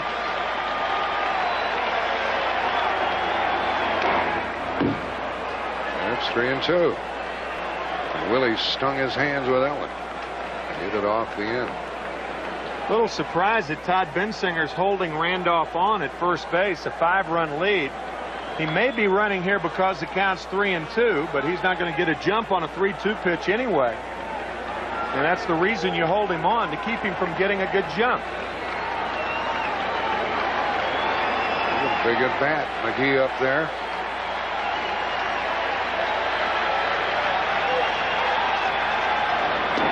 Runner going, strikeout, and safe at second. Well, Randolph stays at second. McGee strikes out for the first out. Dibble came back and got him, and a stolen base for Randolph. He started to go to third and decided he'd better stay. And McGee going after ball 4, that ball up and out of the strike zone away as Randolph steals a base, the second steal of the night. From that look, it looked like it was low enough. The naked eye, it looked like it was high. And Randolph hurtling over Mariano Duncan, and Larkin retrieved the ball so rapidly that held Randolph to second. These A's need some hits. A hit by Randolph in this inning was only their 6th of the game. They trail by 5, and Rickey is up. He is homered, walked, and lined out.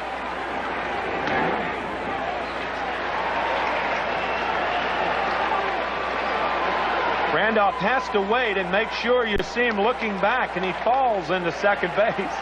Had that throw been on the money, I think they nail him. Right, they would have had him. And a late swing by Henderson.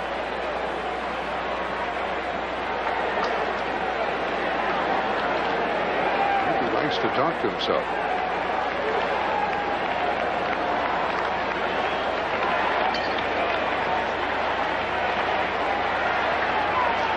What will Rickey give us here? 1 ball, 2 strikes.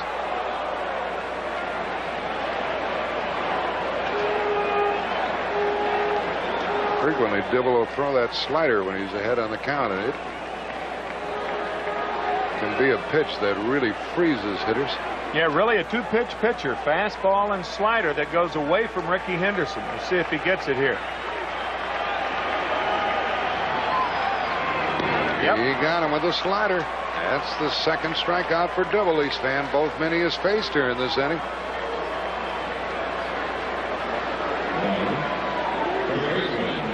Dibble gets 2 strikes on a hitter. He's double trouble. Now for the A's. Here is that slider way ahead, and that ball really dropping down. You got to be awfully strong to grip a ball, to have the type of spin on a ball, to have it go down like that. Lansford flies it into center for Hatcher. And the A's have now left 5. Blew a bubble as he caught it. 8-3 after 7, Cincy.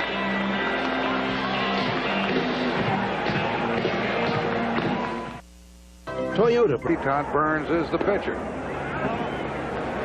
The new shortstop is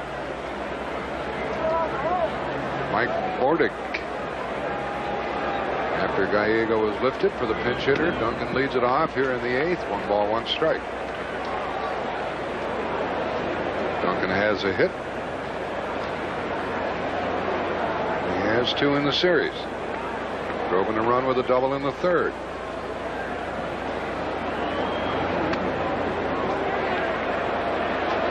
See the 5th pitcher of the night for Oakland. Mike Moore didn't get through the 3rd inning.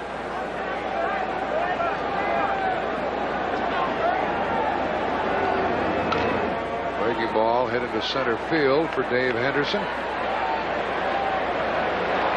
out. Well, after 6 innings, the Cincinnati Reds were 74-6 when they had the lead after 6 innings. Oakland better than them, 79-4, but it's Cincinnati comfortably ahead of here in the 8th inning. Both teams dominating their leagues with leads after 6 innings. Duncan is retired.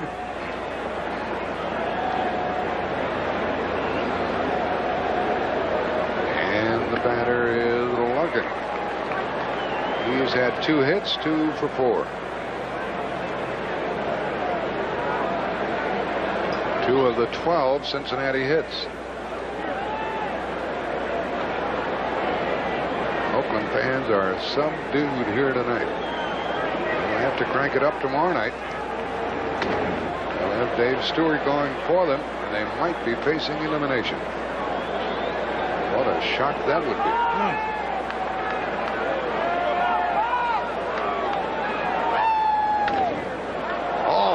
Fine play by Lansford for the out and took a hit away from Larkin. Larkin, that was a sparkler that time.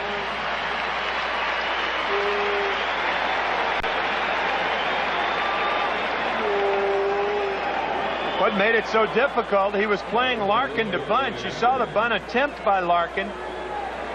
Outstretched in the web, he recovers and throws out Larkin. Fine play by Carney Lansford. Now Hatcher dunks another one in there. His 2nd hit of the night. His 9th hit of the series, Billy Hatcher. He can do no wrong. He's 2 for 4 tonight. And 9 out of 11.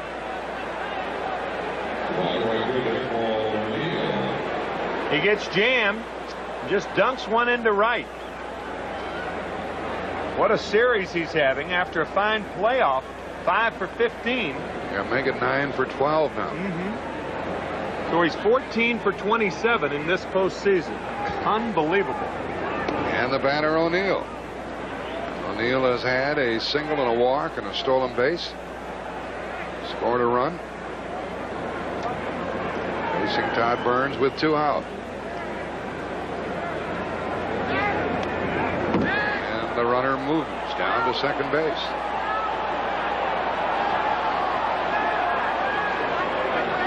Pitcher and catcher will talk it over, perhaps about the signs. Well, usually you don't cross any. A pitcher doesn't cross a catcher up unless there's a man at second base. I think there's just slow reaction right here by Terry Steinbach. We'll see whether it scored a wild pitch or a pass ball. Could be a pass ball. Hatcher ends up at second with 2 out. And high to O'Neill, 3-0. And he is swinging. You can bet, trying to get this runner home.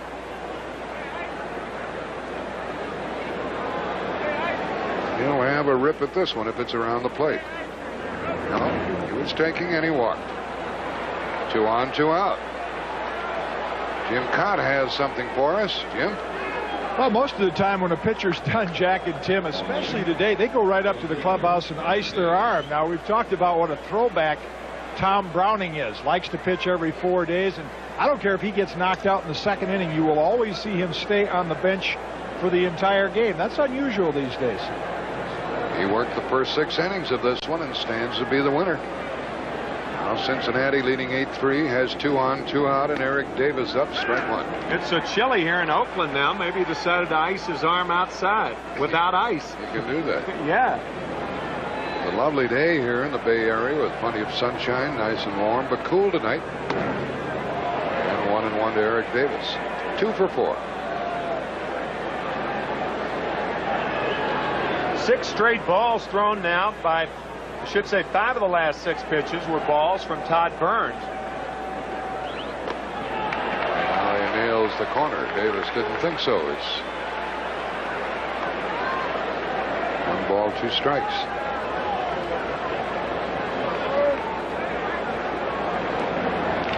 Two more men on base for Cincinnati. They've left 6. Now 2-2. It was a 7-run third, which wrote the biggest part of this story. Kurt Young warms up for the home team. Another great play by Lansford. Can he throw him out? Beautiful. What a great play that was. 2 left for the Reds. They've left 8th, but they still lead 8-3. Bottom of the 8th inning.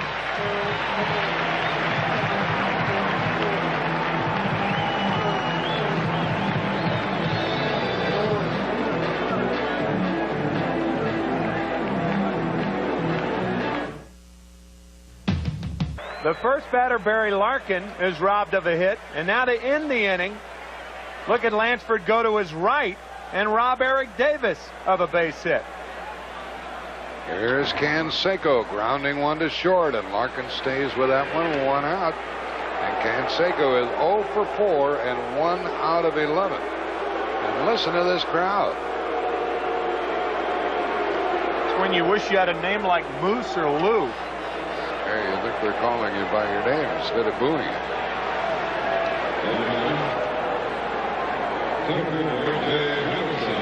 There's 1 out. Canseco 0 for 4, 1 for 11. Bottom of the 8th with the Reds leading 8-3. And there's Chris Sabo with those plays by Lansford. Sabo has accepted 9 chances tonight. And the World Series record is 10 by a third baseman, Mike Pinky Higgin, when he played for Detroit in 1940.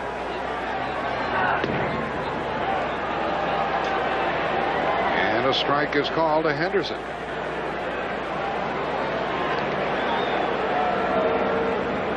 Henderson has a double, run scored, 1 ball, 1 strike.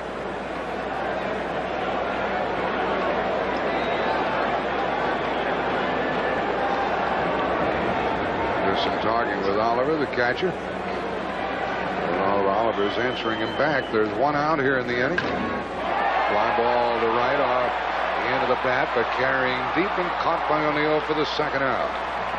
Didn't sound too good, but it went pretty far. 2 out. We've seen some great plays by third baseman here tonight. How about a look back at Brooks Robinson?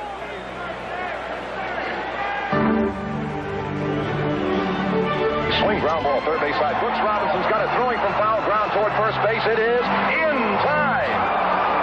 And the Golden Glove artistry of Brooks Robinson was never more apparent than on that last play. The third basemen have been playing very, very well tonight, and there's a pleasant reminder about what Brooks Robinson used to do. Well, we have a pitching change, and Rob Dibble has left the premises for Randy Myers.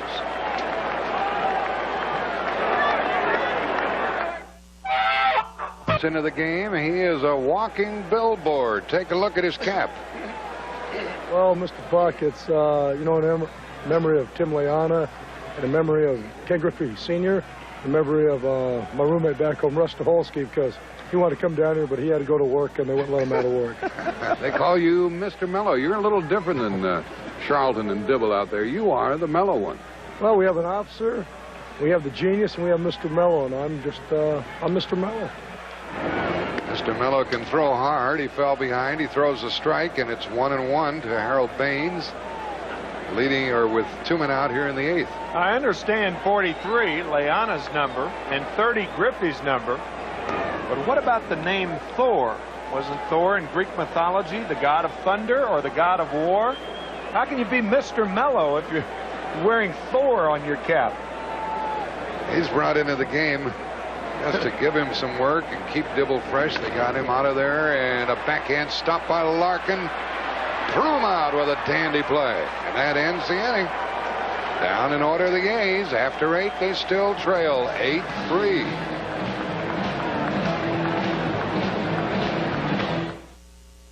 Is sponsored by Budweiser. Into the 9th inning we go. Chris Sabo has hit 2 home runs, driven in 3 runs. And the Reds have compiled 8. No team has ever come back from a 3-0 deficit in World Series play. And the Reds are 1 out away. 1 out away from going up 3-0. The new pitcher is Curt Young. They're 1 inning away from making it 3-0. And a foul by Hal Morris leading off in the 9th.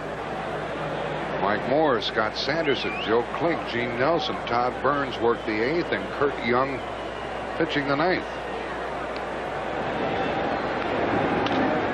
And Morris guides one into left, but it goes foul. And it's 0-2.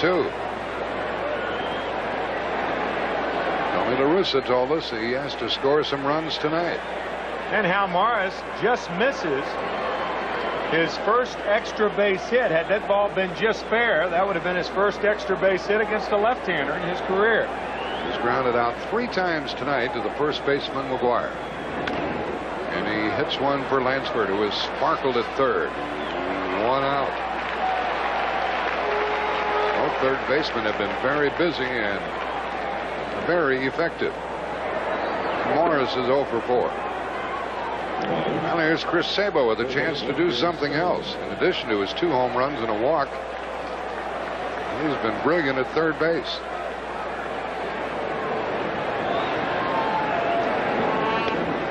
Ball 1. 1 run in the 2nd, and Baines hit the home run. Oakland led 2-1 after 2. And they got Sabo this time. 2 out in the 9th.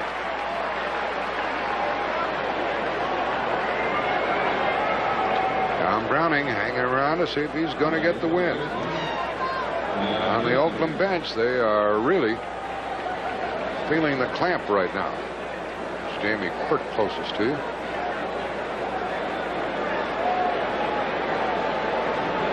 They'll dump it all in the lap of Dave Stewart tomorrow night. The batter is Benzinger. Ball 1. Benzinger 1 for 4. Dave Stewart, and if they win, it'll be Bob Welch again on Sunday night. And a hit for Todd with 2 out. Cincinnati just playing with total confidence, total assurity, balanced throughout their lineup, great bullpen pitching.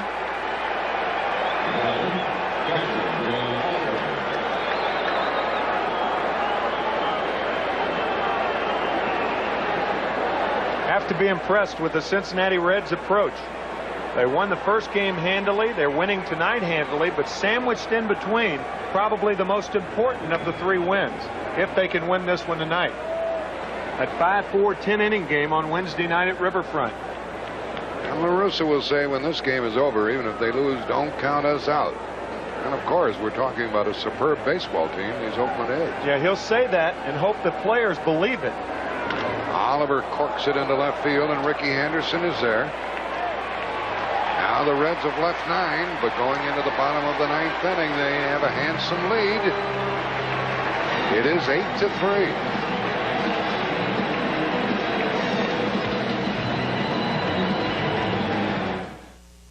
Bottom of the 9th inning, 8-3 the score. The Reds on top. They scored 7 in the 3rd, and this young Oakland band staying around for the finish.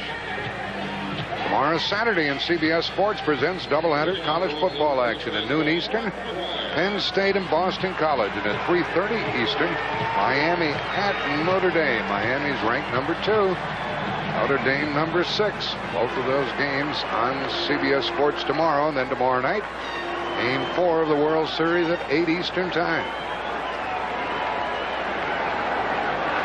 Randy Myers got the final out in the 8th. Works the 9th. Pumps a strike in there to Terry Steinbach.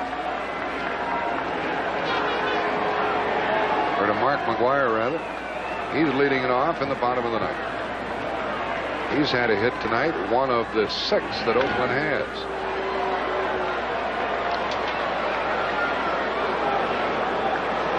Tomorrow it'll be Dave Stewart against Jose Rio. Rio with a blister on his middle finger.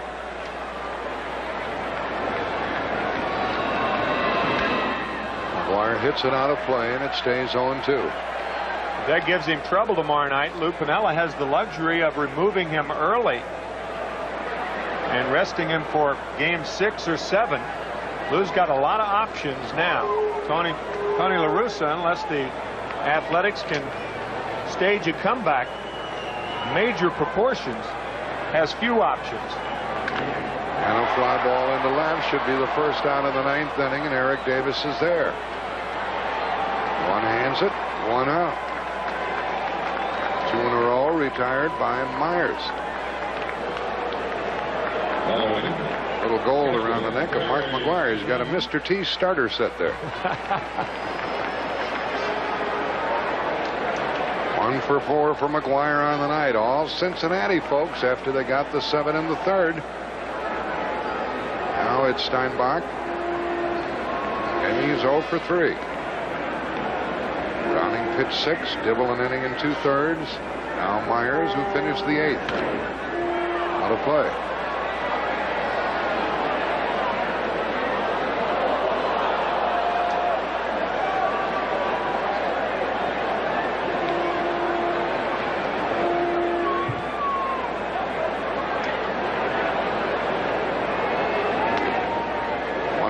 Strike to Terry Steinbach.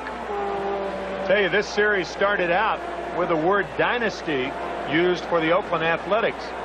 And if Cincinnati wins here tonight and can win 1 of 4, they're going to drop the DY from that word.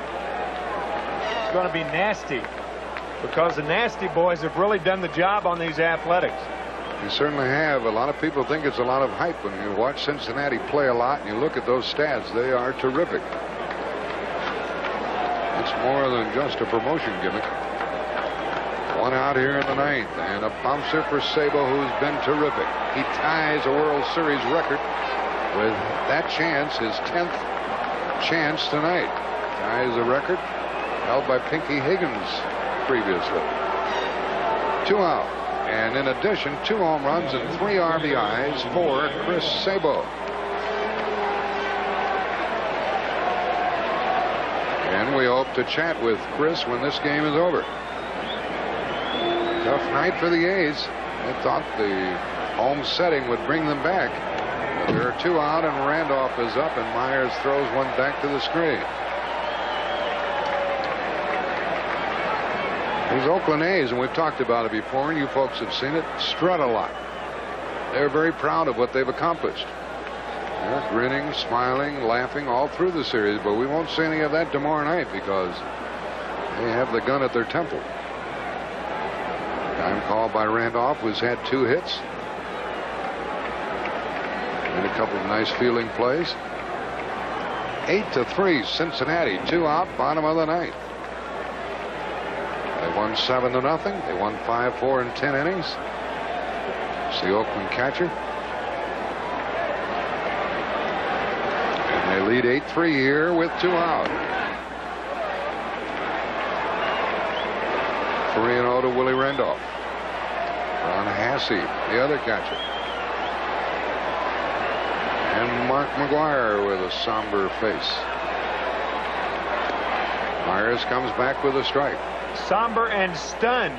You don't see that obviously in the eyes of Tom Browning. He worked the first 6 and then stayed on the bench. He still have a shot, but it's a long shot. And there's one to deep short. Can Larkin throw him out? And he is safe at first base with 2 gone. Willie Randolph's 3rd hit of the night. Excellent play in the hole by Larkin, but couldn't get him. Well, there have been some brilliant defensive plays tonight. You mentioned Willie Randolph with a couple of sparkling plays. Barry Larkin into the 8th inning with a good one. A quick release right here.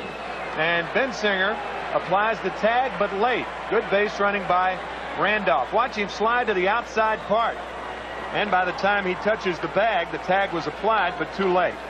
There have been some just sparkling defensive plays.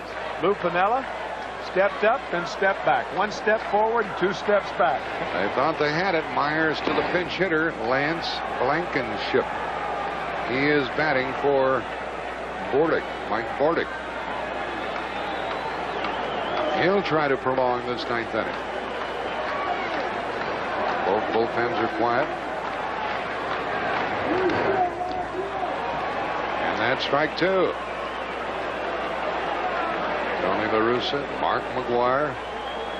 They are in a leaky boat. And there's Jose Rijo. He'll get the ball tomorrow night and try to clinch it for Cincinnati. If they win here, and they lead 8-3, 2 out in the bottom of the 9th. Dave Duncan, the pitching coach. He'll be counting on Dave Stewart.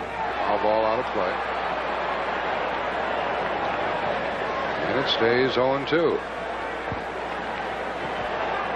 And a tough series for the A's. Shut out in the first game, then lost that 10-inning thriller.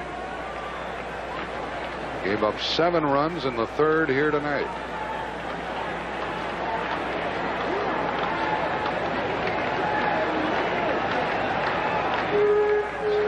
7 hits with an Oakland error mixed in there. Tough error, though.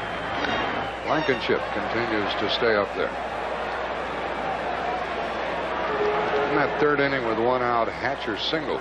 O'Neill reached on an error by McGwire. RBI single Davis. Morris grounded out, drove in a run. Sabo hit the 2-run homer. Benzinger hit Oliver an RBI double. Duncan single homer run. Larkin tripled homer run. 7 in the 3rd. And it's outside.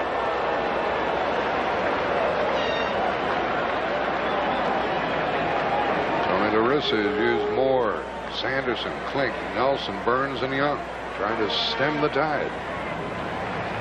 Runner at first, 2 out. 2-2.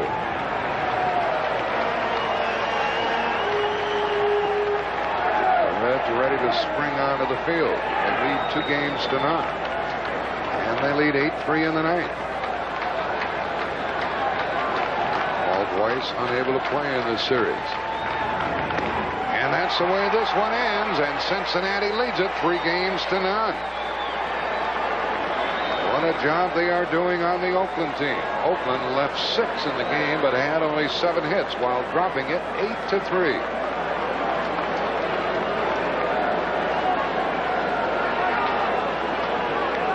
And Chris Sabo, the hero of this game.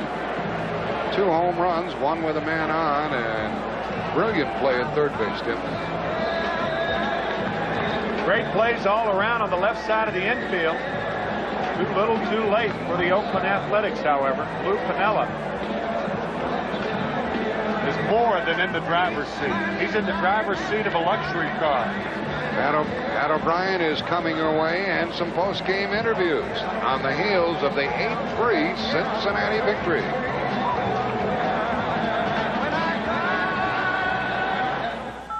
I couldn't wait to call in my time. Did the laboring the other night, but no laboring tonight for you, and a chance to see Tucker the other night now come out here and pitch a winning ball game. What a thrill. Father and a winning pitcher. Oh, yeah, it's been a great 2-3 days for me, I'll tell you. I was a little nervous to start the game out today, but we got that big lead, and I was able to settle down and kind of get into a good rhythm, and try to pitch my ball game. Well, congratulations. Now tomorrow you'll get a chance to sit on the bench and relax a little bit, something you haven't been able to do the last couple nights.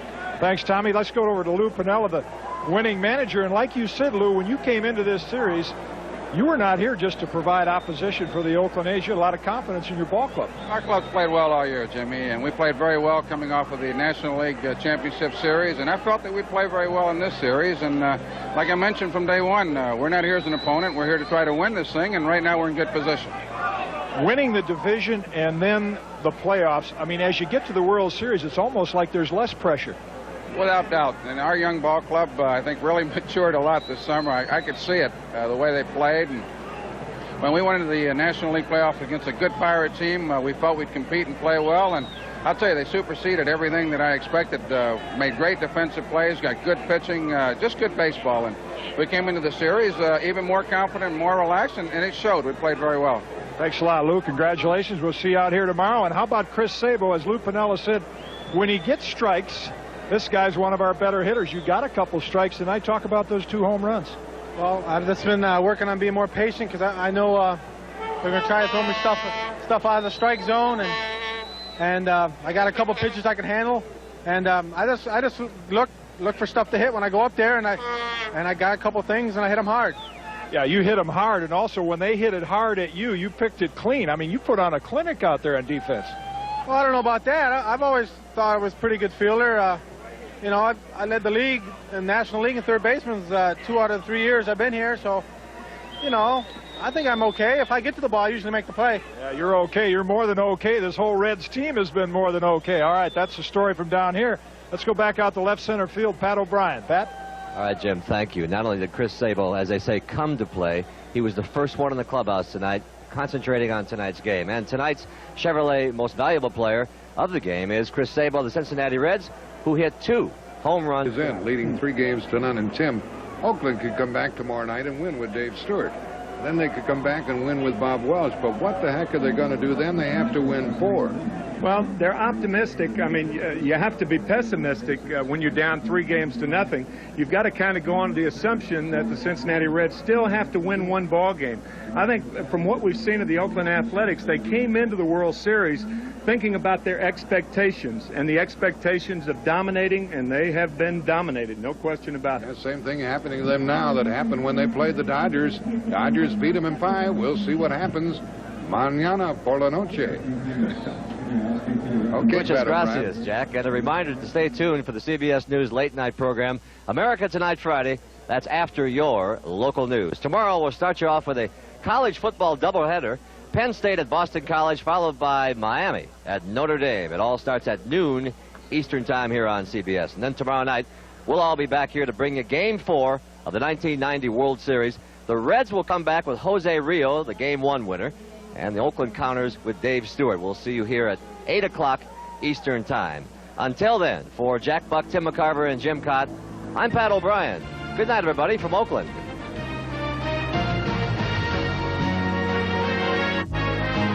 By Lexus LS400 and ES250 automobiles, the result of a relentless pursuit of perfection. Diet Pepsi, for great taste that's a home run every time. It's Diet Pepsi, the right one. And by AT&T, the right choice. Once again, the final score of Game 3 from Oakland Coliseum. Cincinnati 8, Oakland 3, and so the Reds are a game away.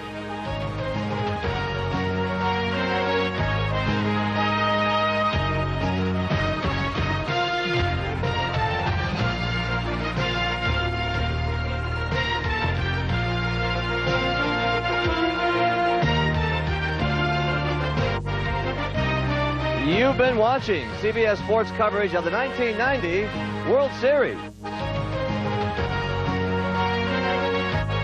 And the little red engine who said, I think I can, thinks it can.